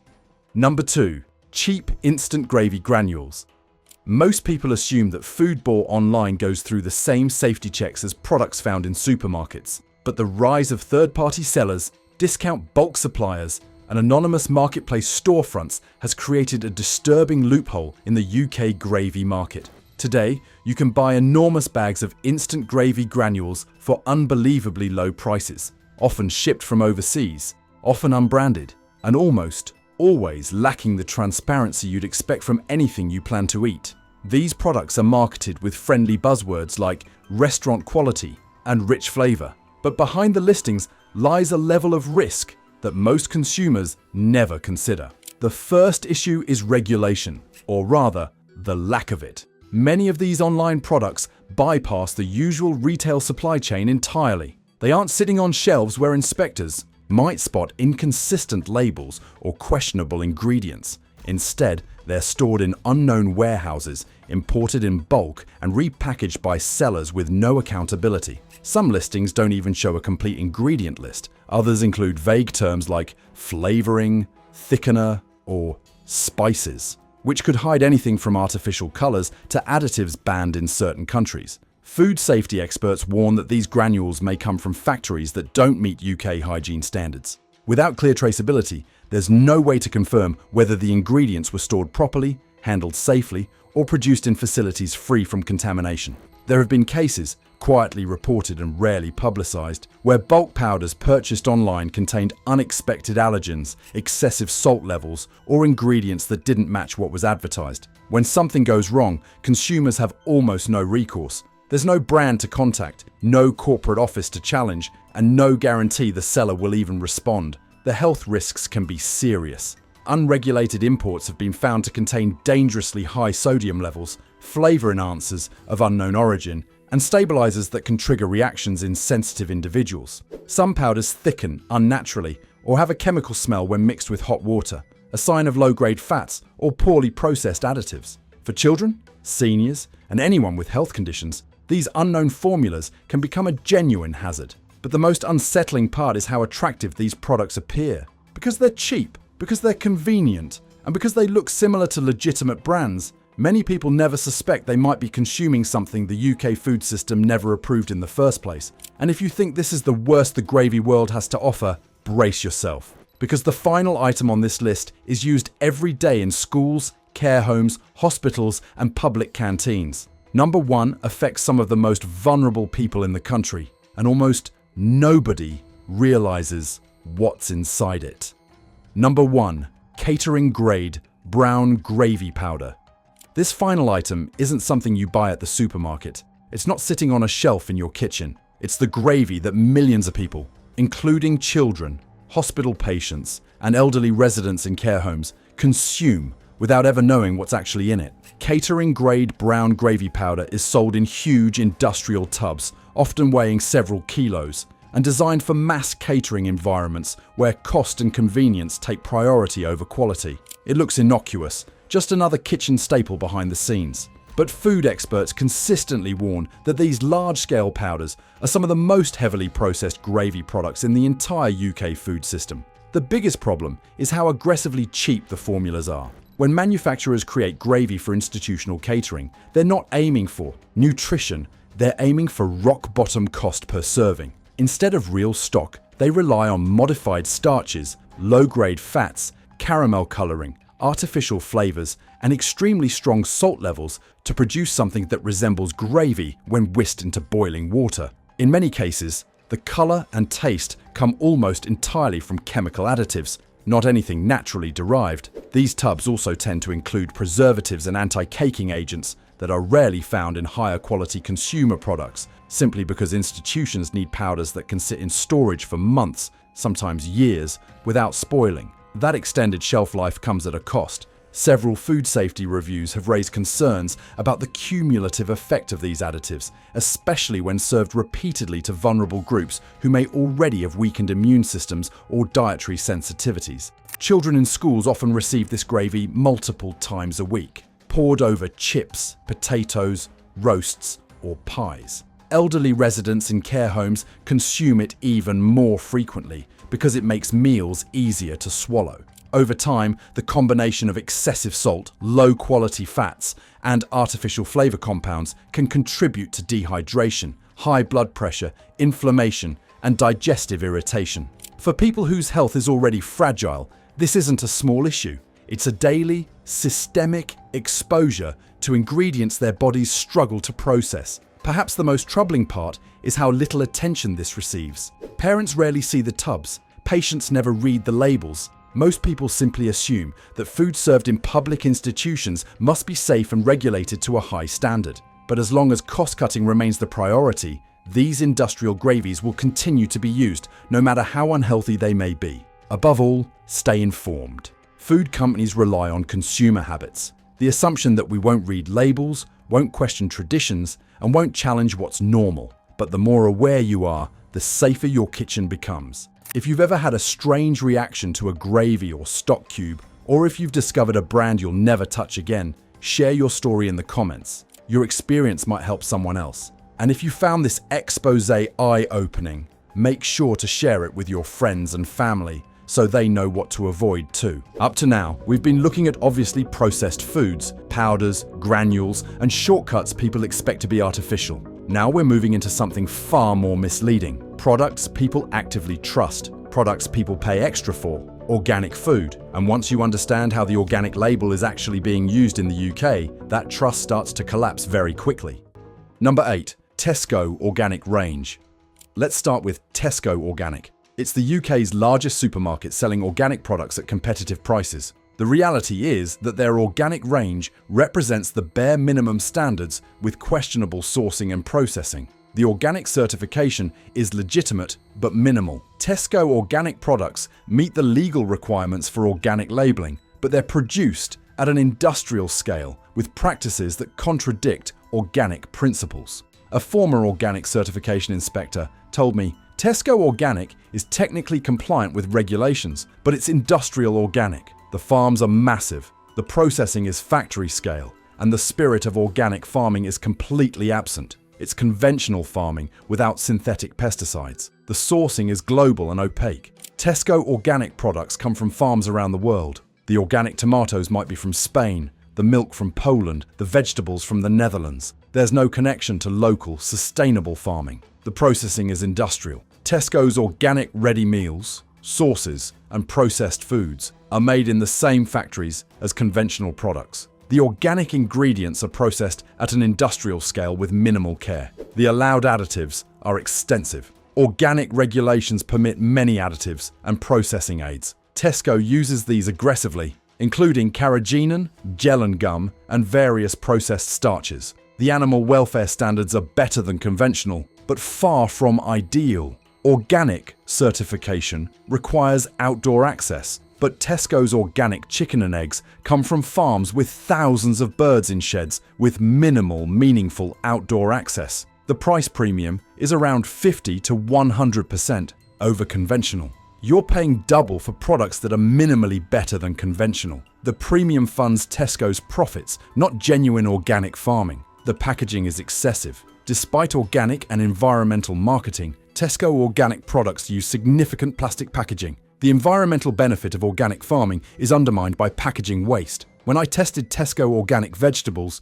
the quality was mediocre. The tomatoes were bland and watery. The carrots had minimal flavour. They tasted like conventional produce because they're grown at an industrial scale with organic inputs. The milk quality is also poor. Tesco organic milk comes from large-scale organic dairy farms where thousands of cows are milked. The milk is ultra-pasteurized and homogenized, destroying beneficial compounds despite organic sourcing. The lack of transparency is concerning. Tesco provides minimal information about its organic suppliers. You can't trace products back to specific farms or verify farming practices beyond basic certification. Number 7. Sainsbury's Esso Organic.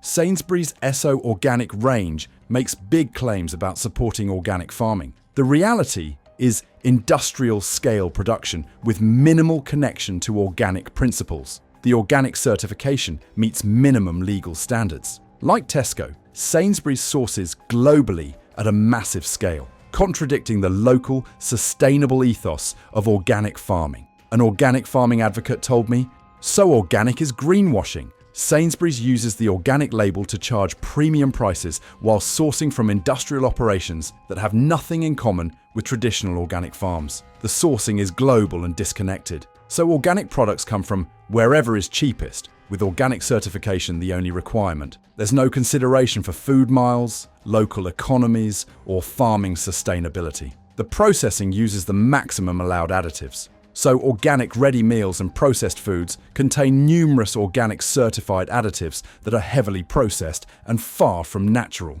The animal products come from large-scale organic farms. The Esso organic chicken is from farms with tens of thousands of birds. The eggs come from flocks of 16,000 hens. This is factory farming with organic feed. The vegetable quality is inconsistent. I tested So organic vegetables multiple times and found dramatic quality variations. Some were decent, others were tasteless and of poor quality. The price premium is around 75% over conventional. You're paying significantly more for minimal quality improvement and industrial scale production. When I compared Esso organic to conventional Sainsbury's vegetables, I could barely tell the difference. The organic carrots were slightly sweeter, but the tomatoes, peppers and lettuce were indistinguishable. The milk is ultra-pasteurized, destroying beneficial enzymes and bacteria. The high-temperature processing is necessary for long shelf life in industrial supply chains, but it eliminates many benefits of organic dairy. Number 6. Duchy Organic, Waitrose.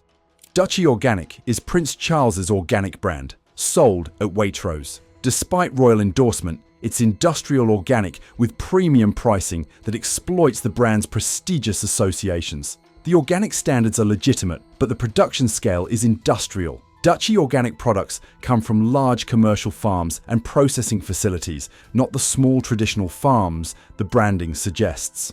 A food industry analyst told me Duchy Organic trades heavily on the royal connection and heritage branding. The reality is it's produced at a similar scale to other supermarket organic brands. You're paying a premium for the name, not superior quality. The sourcing is extensive and global. Duchy Organic sources ingredients from around the world. The brand is owned by Waitrose, which contracts production to large food manufacturers. The processing is industrial. Duchy Organic ready meals, soups, and processed foods are made in commercial food production facilities using standard industrial methods. The animal welfare is better than conventional, but still industrial. Dutchy organic meat and dairy come from certified organic farms, but these are large commercial operations, not small family farms. The price premium is extreme. Dutchy organic products cost 2 to 3 times the conventional prices. Some items are 50% more expensive than other organic brands. You're paying for royal branding. The packaging emphasizes heritage and tradition with images of countryside farms. The reality is that industrial production and global sourcing are disconnected from the traditional values that marketing suggests. The biscuits and processed foods are particularly questionable. Dutchy organic chocolate digestives and other treats are made with organic ingredients, but they're still ultra-processed foods. Organic sugar and organic palm oil are still sugar and palm oil. The organic certification allows numerous additives that appear in Dutchy products. Organic doesn't mean additive-free. Many Dutchy products contain multiple organic certified but heavily processed additives. Number 5. Rachel's Organic Dairy. Rachel's Organic markets itself as a Welsh organic dairy brand with wholesome values. It's now owned by multinational corporation Lactalis and has been completely industrialized. The brand was sold to Lactalis in 2010. Since then, Rachel's has transitioned from genuine small-scale organic dairy to industrial production with organic inputs. A former Rachel's employee told me, when Rachel's was independent, it was genuinely different. After Lactalis bought it, everything changed. Production moved to large factories, sourcing became industrial, and quality declined. Only the branding remained. The milk now comes from large-scale organic dairy farms contracted to Lactalis. These farms have hundreds or thousands of cows, far from the small Welsh farms the branding suggests. The yogurt is produced in industrial facilities using ultra-pasteurized milk. The processing destroys beneficial bacteria and enzymes, and then cultures are added back. You're getting dead milk with added bacteria. The sugar content in flavored yogurts is extremely high. Rachel's Organic Fruit Yogurt contains over 12 grams of sugar per pot. That's nearly 3 teaspoons of sugar.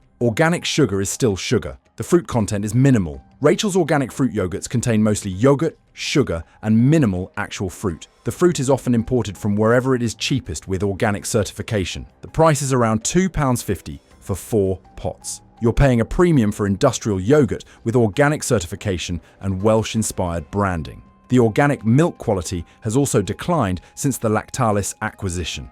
Multiple consumers report that Rachel's milk tastes different and spoils faster than it used to.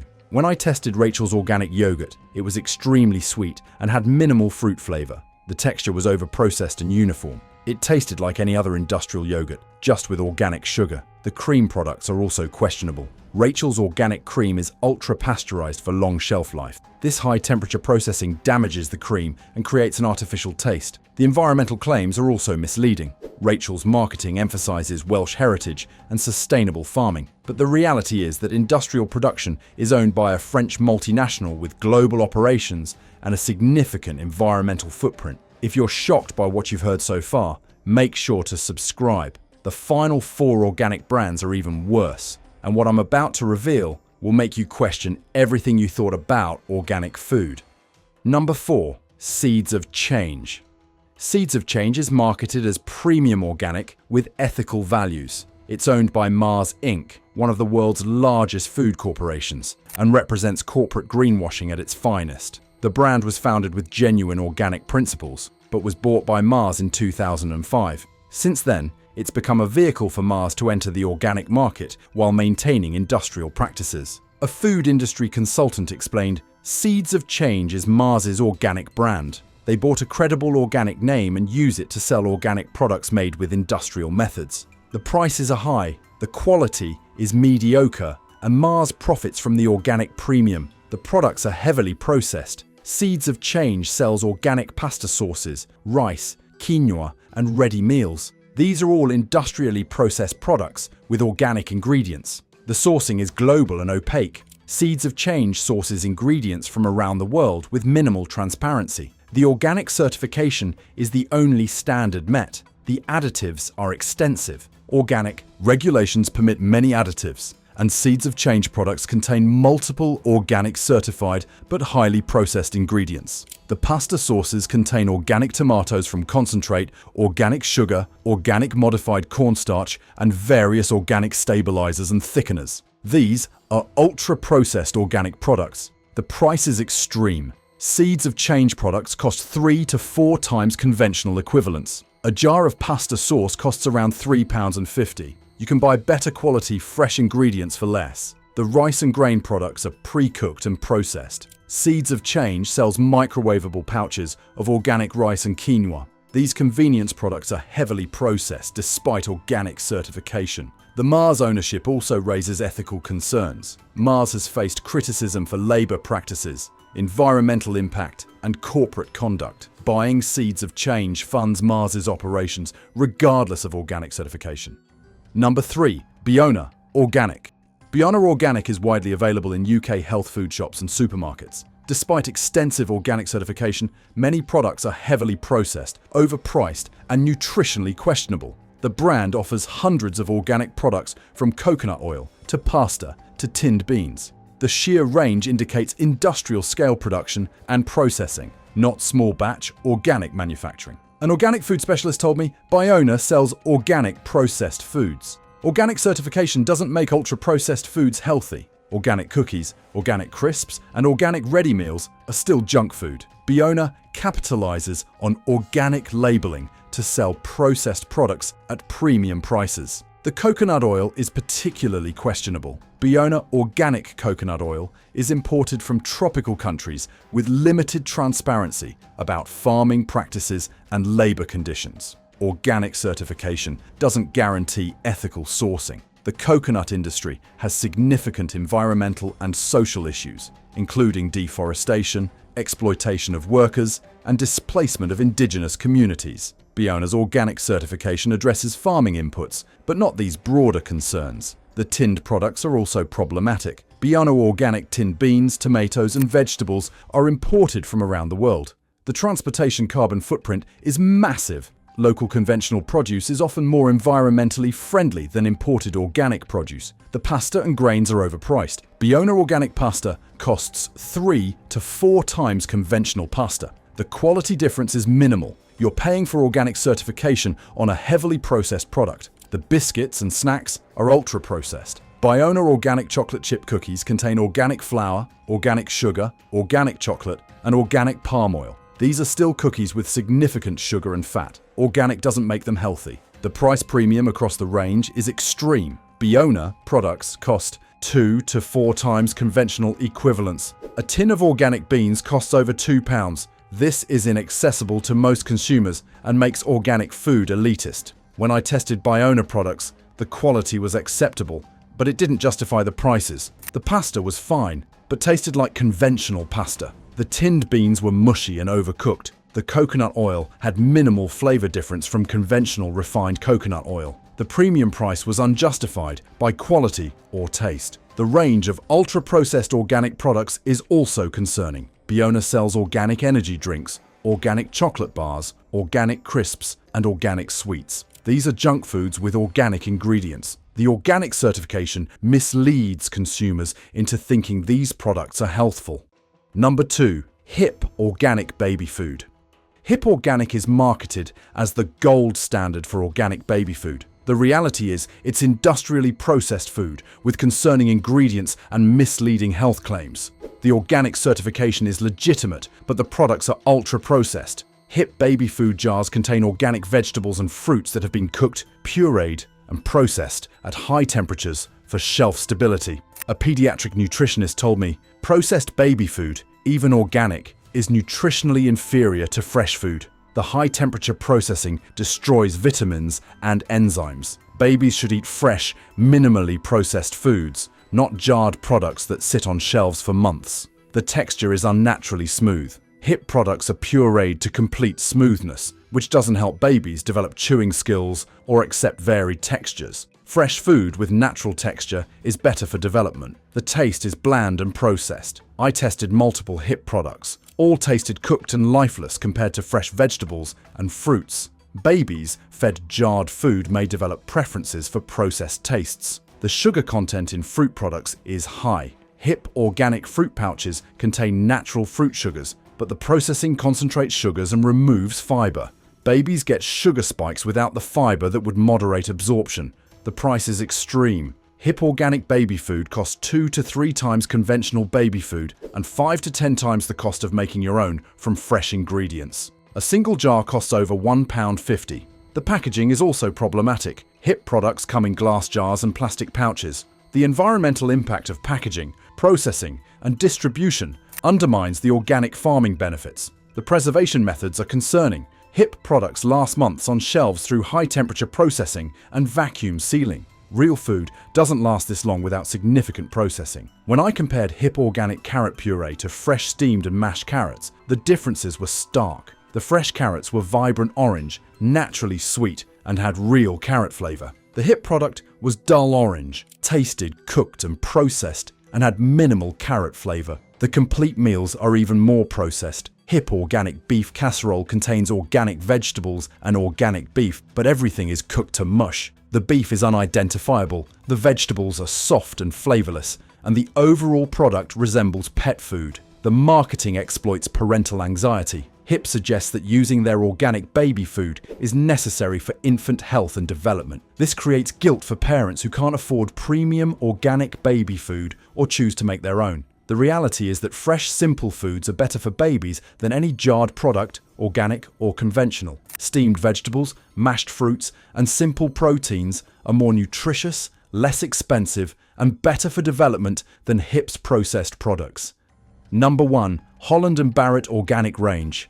And here we are, the worst organic brand in UK retail, Holland & Barrett Organic. This represents the complete corruption of organic principles through corporate greenwashing and premium pricing on mediocre products. Holland & Barrett is owned by a Russian billionaire and operates as a supplement and health food retailer. Their organic range is vast, overpriced, and often of questionable quality despite organic certification. A former Holland & Barrett employee revealed, "The organic range is all about profit margins. We were trained to push organic products because they have the highest markups. The actual quality is often no better than conventional, but customers trust the organic label and pay premium prices. The sourcing is global and opaque. Holland & Barrett organic products come from contract manufacturers around the world. The company provides minimal transparency about sourcing, farming practices, or supply chains. The processing is industrial. Holland & Barrett's organic nuts, seeds, dried fruits and grains are processed at large facilities with minimal connection to organic farming principles. The quality is often poor. I've tested numerous Holland & Barrett organic products and found issues, including rancid nuts, moldy dried fruit and stale grains. The turnover in stores is slow, leading to aged products. The additives are extensive. Holland & Barrett organic processed foods contain numerous organic certified but heavily processed additives. Organic protein bars contain organic syrups, organic processed starches, and organic emulsifiers. The price markup is extreme. Holland & Barrett charges 3 to 5 times conventional prices for organic products. A bag of organic almonds costs over £10 per kilogram. You can buy better quality nuts elsewhere for half the price. The supplements are particularly questionable. Holland & Barrett sells organic multivitamins, organic protein powders, and organic supplements. These products combine organic ingredients with synthetic vitamins and minerals. The organic certification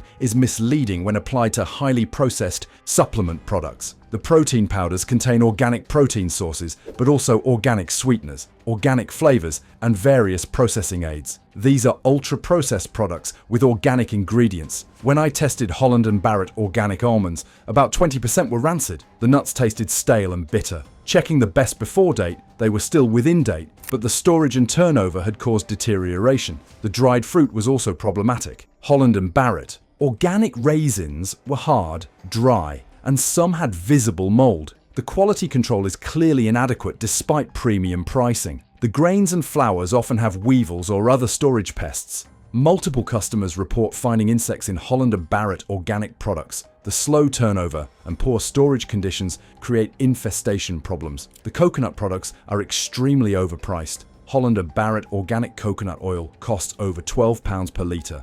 You can buy identical quality organic coconut oil from other retailers for half this price. The cacao and chocolate products are also questionable.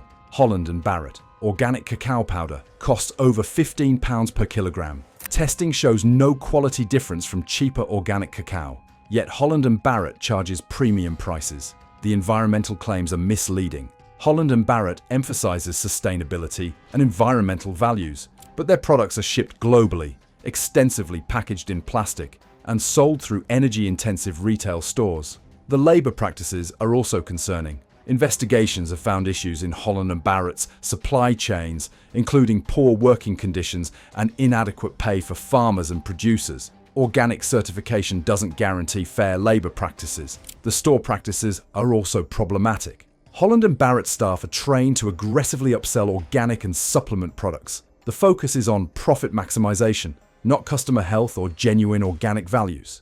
I spoke to multiple Holland & Barrett employees who confirmed that organic products have the highest profit margins, and staff are incentivized to push these products regardless of whether they're appropriate for customers. The expiration dates are also concerning. Holland & Barrett. Organic products often have short remaining shelf life when purchased. This suggests slow turnover and products sitting in warehouses or stores for extended periods. The ultimate issue is that Holland & Barrett represents the complete commercialization and corruption of organic principles. The brand uses organic certification as a marketing tool to charge extreme prices for products that are often of mediocre quality, heavily processed, and disconnected from any genuine organic values. Here's what you need to know. These 8 organic brands are exploiting organic certification for profit while delivering minimal quality improvement over conventional products. Instead, buy from local organic farms, farm shops, and farmers markets where you can meet producers and verify practices. Choose organic for produce with high pesticide contamination, like berries and leafy greens, but don't waste money on organic processed foods. Cook from scratch using fresh ingredients, whether organic or conventional. The health benefits come from eating whole foods, not from organic certification on processed products. Real organic values are about sustainable farming, not corporate profit. We're moving away from labels and certifications and focusing on a single everyday food, cheddar cheese. It's eaten daily by millions of older adults, often in large amounts, and most people assume it's safe by default. But some of the UK's most popular cheddar brands carry hidden risks that are especially dangerous for seniors. 8. Cathedral City, high salt content and processing concerns. Cathedral City is one of those cheeses people trust without a moment's hesitation. It's everywhere, in supermarkets, small shops, lunchboxes, and family kitchens. Wrapped in its familiar burgundy packaging, it carries an old-fashioned charm that makes it feel wholesome and reliable. Many seniors have been buying it for decades, long before the food industry became as industrialized as it is today. And the brand capitalizes on that nostalgia, promoting phrases like "made in Cornwall" and "farm fresh milk," which paint a picture of traditional craftsmanship and natural quality. But behind that comforting image lies something most shoppers never stop to question: the salt content. Some Cathedral City varieties contain sodium levels that sit alarmingly high for older adults, high enough to exceed what many seniors should consume in an entire meal. Nutrition watchdog groups have repeatedly warned that certain cheddar varieties sold across the UK are hidden salt traps, and Cathedral City's extra mature and vintage options often make that list. Then there's the matter of large-scale production.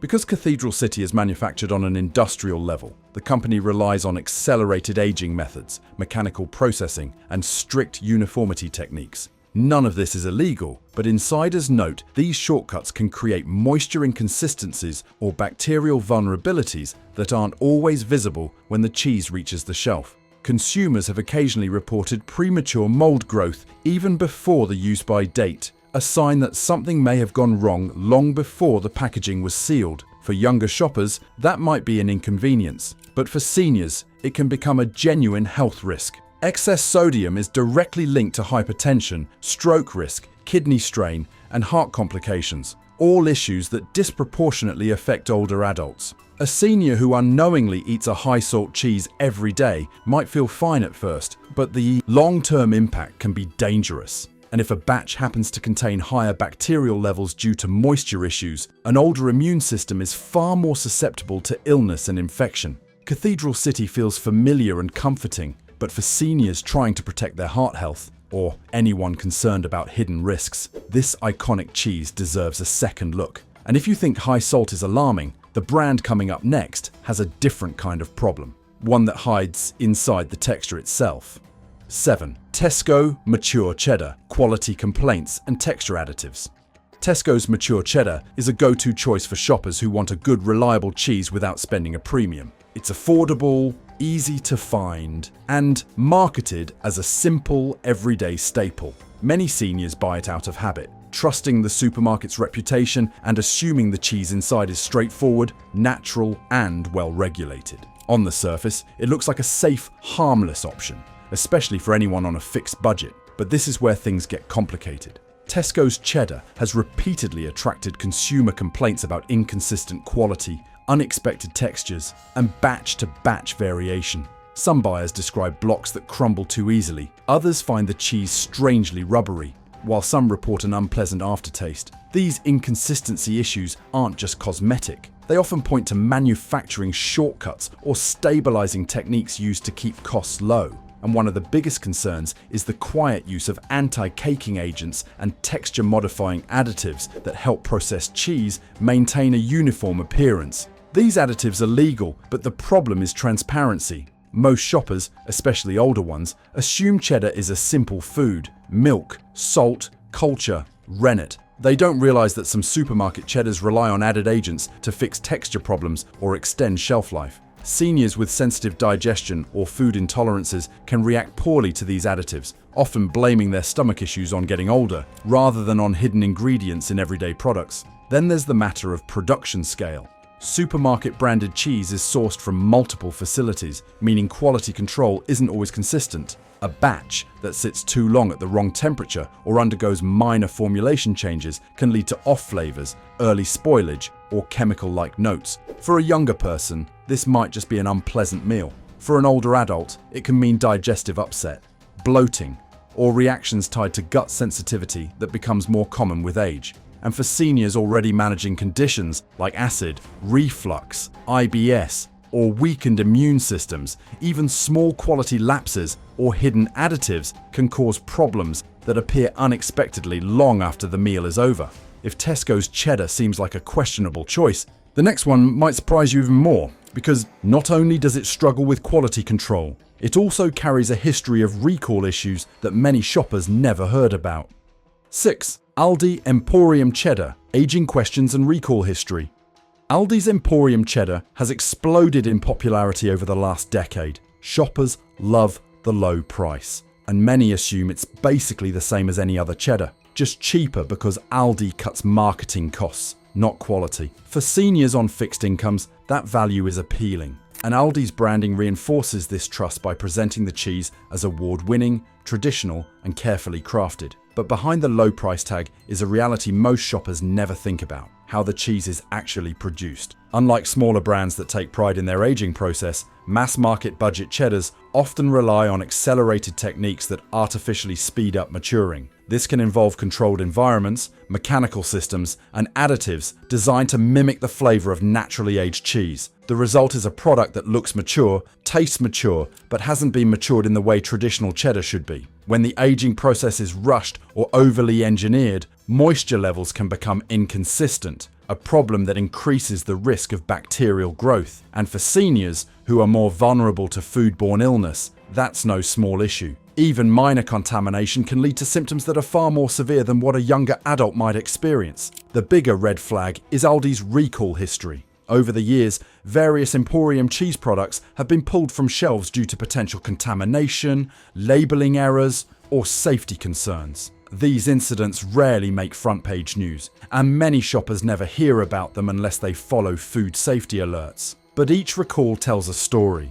Something in the production or handling process went wrong, and customers were put at potential risk. Recalls don't automatically make a brand dangerous, but frequent or repeated issues indicate weak quality control systems, especially when products come from large volume factories focused on speed and cost efficiency. Seniors with weakened immune defenses can't afford to gamble on a cheese that may have slipped through the cracks of a rushed production pipeline. Aldi's Emporium. Cheddar may be cheap, but for older adults trying to avoid digestive problems, bacterial risks, and inconsistent quality, the hidden cost might be much higher than the price on the shelf. And if you think recalls are the worst part of this list, wait until you see the next cheese: a supermarket favorite that hides some of the highest saturated fat levels in the entire dairy aisle.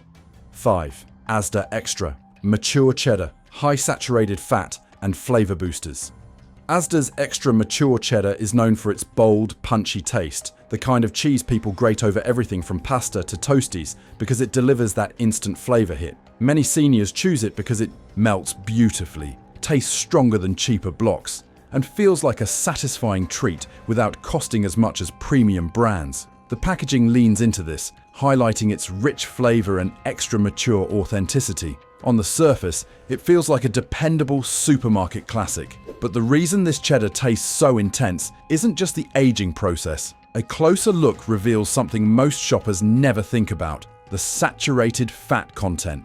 Asda's extra mature varieties often rank at the very top in fat density, reaching levels that health experts say can be especially risky for older adults. Seniors already face higher risks of cholesterol issues, heart disease, and circulatory problems, and consuming cheese with extreme fat concentrations can worsen those conditions over time. And that's not all. To enhance consistency and amplify flavor, some batches use subtle boosters or additives that help the cheese achieve that signature extra mature kick. These aren't always openly discussed on packaging, and while they're legal, they can be harsher on sensitive stomachs. Seniors who notice digestive discomfort after eating strong supermarket cheddar often assume age is to blame, without realizing it may be the formulation of the cheese itself. What makes this more concerning is how easily this cheddar becomes a daily habit. Its strong taste makes smaller portions satisfying, but many older adults use it generously without realizing they're stacking up saturated fats far faster than they should.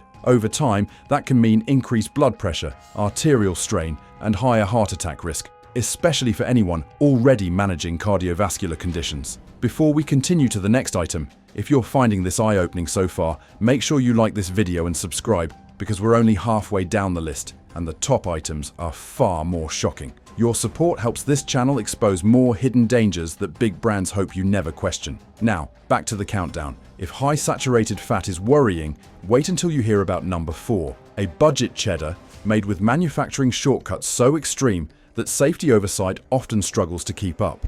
4. Morrison's Savers Cheddar, budget manufacturing and low safety oversight. Morrison's Savers Cheddar is designed to appeal to anyone watching their wallet, and on the surface, it looks like a perfectly reasonable choice. It's simple, no frills, and marketed as a basic everyday cheese for sandwiches, cooking, or quick snacks. Many seniors gravitate toward budget lines like this because they assume the only difference is the price, not the production methods. And that's exactly what supermarkets want shoppers to believe. But ultra-cheap cheddar rarely comes without trade-offs. To hit such a low price point, manufacturers often rely on large-scale, high-speed processing plants, where efficiency is prioritized over craftsmanship. Instead of being carefully aged and monitored, budget cheddars are typically produced in massive batches, using rapid techniques that drastically reduce costs. It's cheddar in name, but not always in spirit. This industrial process often means lower quality milk sources, fewer skilled cheese technicians overseeing production, and less time devoted to ensuring consistent bacterial control.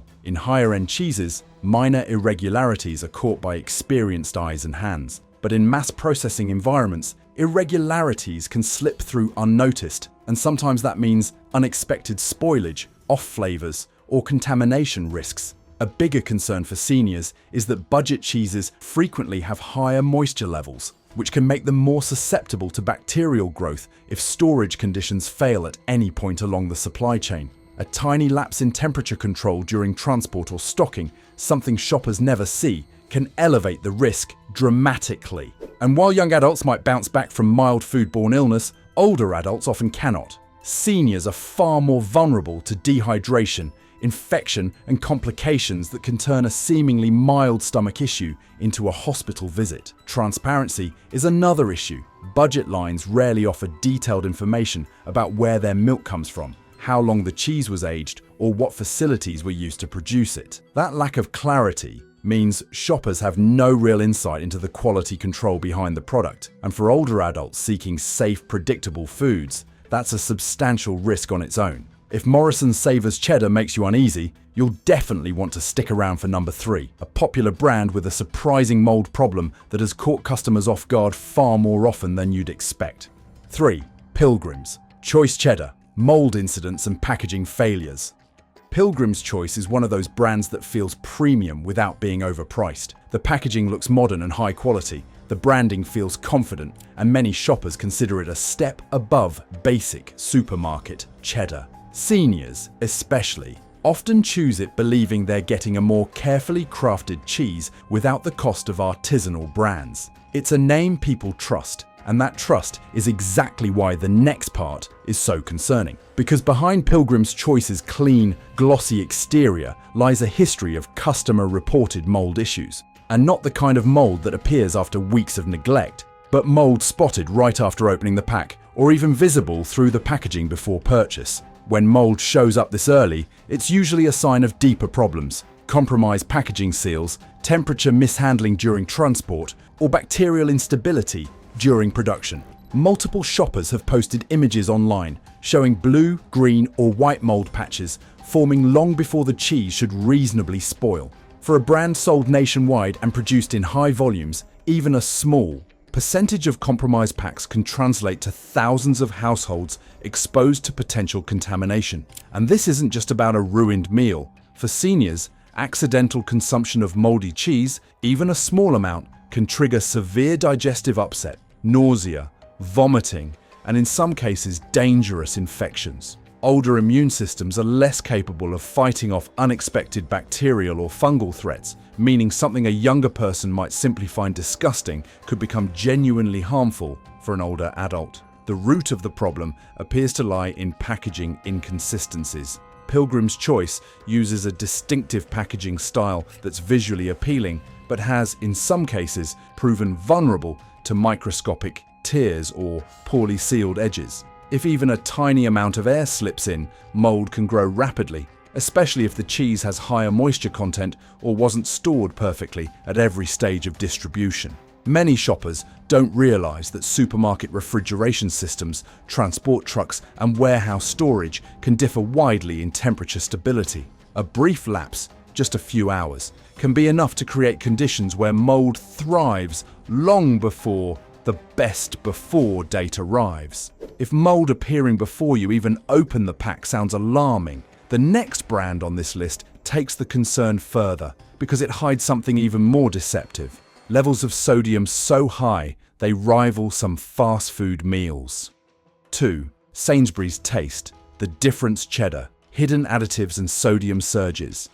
Sainsbury's Taste the Difference line is marketed as a premium upgrade, the kind of product you choose when you want something a little better, a little richer, a little more artisanal than everyday cheddar. The packaging looks sophisticated. The wording suggests slow aging, superior milk quality, and a depth of flavor not found in standard cheeses. Many seniors gravitate toward it thinking, if I pay a little more, I'm getting something safer, purer, and better for me. But premium branding doesn't always mean premium transparency. And that's where this cheddar takes a surprising turn. Despite its upscale image, some varieties of Taste the Difference cheddar contain unexpected additives and flavor enhancers that aren't obvious to shoppers without reading the fine print. These additives help intensify sharpness, control texture, and create that extra mature punch the brand is known for, but they also make the cheese harder for sensitive digestive systems to handle. Seniors dealing with acid reflux, IBS, or general digestive fragility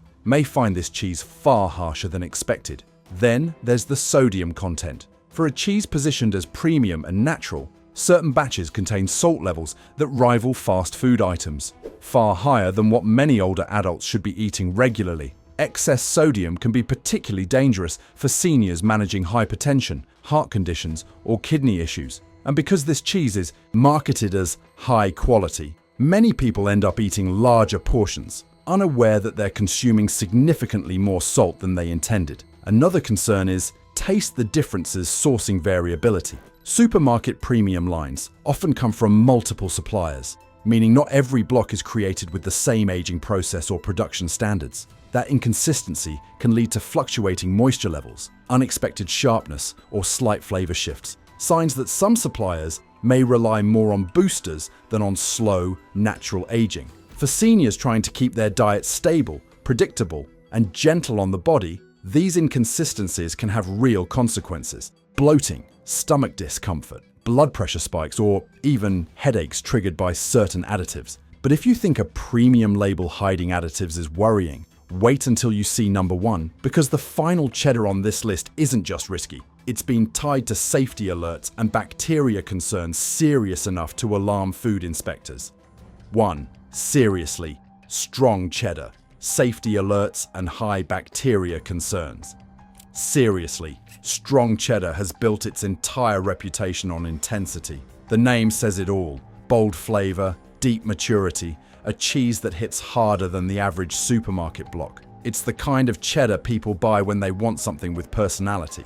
Seniors often gravitate toward it because its sharpness makes small portions satisfying, and it feels like an indulgence without overeating. But the same qualities that make seriously strong appealing are also what make it the most concerning item on this list. Beneath the rich, punchy flavor lies a history of safety alerts, moisture inconsistencies, and bacterial concerns that shouldn't be ignored, especially by older adults. One of the biggest problems comes from the cheese's high moisture variability. Some batches are firmer, others noticeably softer, and that inconsistency is more than a texture issue. When moisture levels fluctuate, the cheese becomes more vulnerable to bacterial growth, particularly Listeria, or other harmful microorganisms that thrive in cool, moist environments. For seniors, exposure to these bacteria can be extremely dangerous, leading to severe gastrointestinal illness, fever, confusion, and, in the worst cases, hospitalization. Past safety alerts linked to seriously strong products have raised eyebrows within food safety circles. These were not broad national recalls, which means many shoppers never heard about them, but targeted warnings involving possible contamination or production irregularities. Even if the issues were corrected, they reveal cracks in the brand's quality assurance processes. When production is fast, high volume, and heavily focused on delivering a consistent, strong flavor profile, safety can sometimes fall behind intensity. Another concern is the cheese's aggressive sharpness. Achieving that bold taste often involves very specific bacterial cultures and highly controlled aging conditions. If those conditions slip even slightly, a temperature fluctuation here, a humidity oversight there, the result can be a product that tastes fine but contains bacterial activity levels far higher than vulnerable individuals can safely tolerate. For younger consumers, this might mean nothing more than a brief stomach upset, but for seniors whose immune defenses are less robust, it can turn into a serious medical event. That's what makes Seriously Strong the most important cheddar for older adults to approach with caution. And now that we've uncovered the biggest danger on the list, it's time to bring everything together, because knowing what to avoid is only half the battle. The outro will show what to choose instead and how to shop safely moving forward. Now that you've seen all 8 cheddar brands, one thing becomes clear: not all cheese is created equal, and the risks hiding inside some of these everyday products are far more serious than most shoppers realize. Seniors in particular face vulnerabilities that brands rarely acknowledge. High salt levels, unstable moisture, hidden additives, rushed production, and past safety warnings all add up to dangers that simply aren't worth the gamble. But avoiding these brands doesn't mean giving up cheddar altogether. Safer options absolutely exist. Look for cheeses that emphasize traditional aging, short ingredient lists, and transparent sourcing. Smaller regional producers, farmhouse cheddars, and brands that mature their cheese for a minimum of 9 to 12 months without additives tend to offer a much safer and more predictable product. These cheeses may cost a little more, but the payoff is huge. Better digestion, lower sodium intake, fewer contaminants, and far fewer surprises lurking beneath the rind. Your health is worth more than a bargain block cheddar. If you've ever had a bad experience with any of the cheeses on this list, or if you know a brand that should have been included, share your story in the comments. Your experience could help someone else avoid a serious health risk. And if you found this expose useful, eye-opening, or even a little shocking, make sure you share it with a friend or family member, especially anyone over 60 who needs to hear this. Finally, don't forget to like, subscribe, and turn on notifications so you never miss another investigation into the hidden dangers of everyday foods. Stay informed, stay safe, And remember, the things we trust the most are often the ones worth questioning.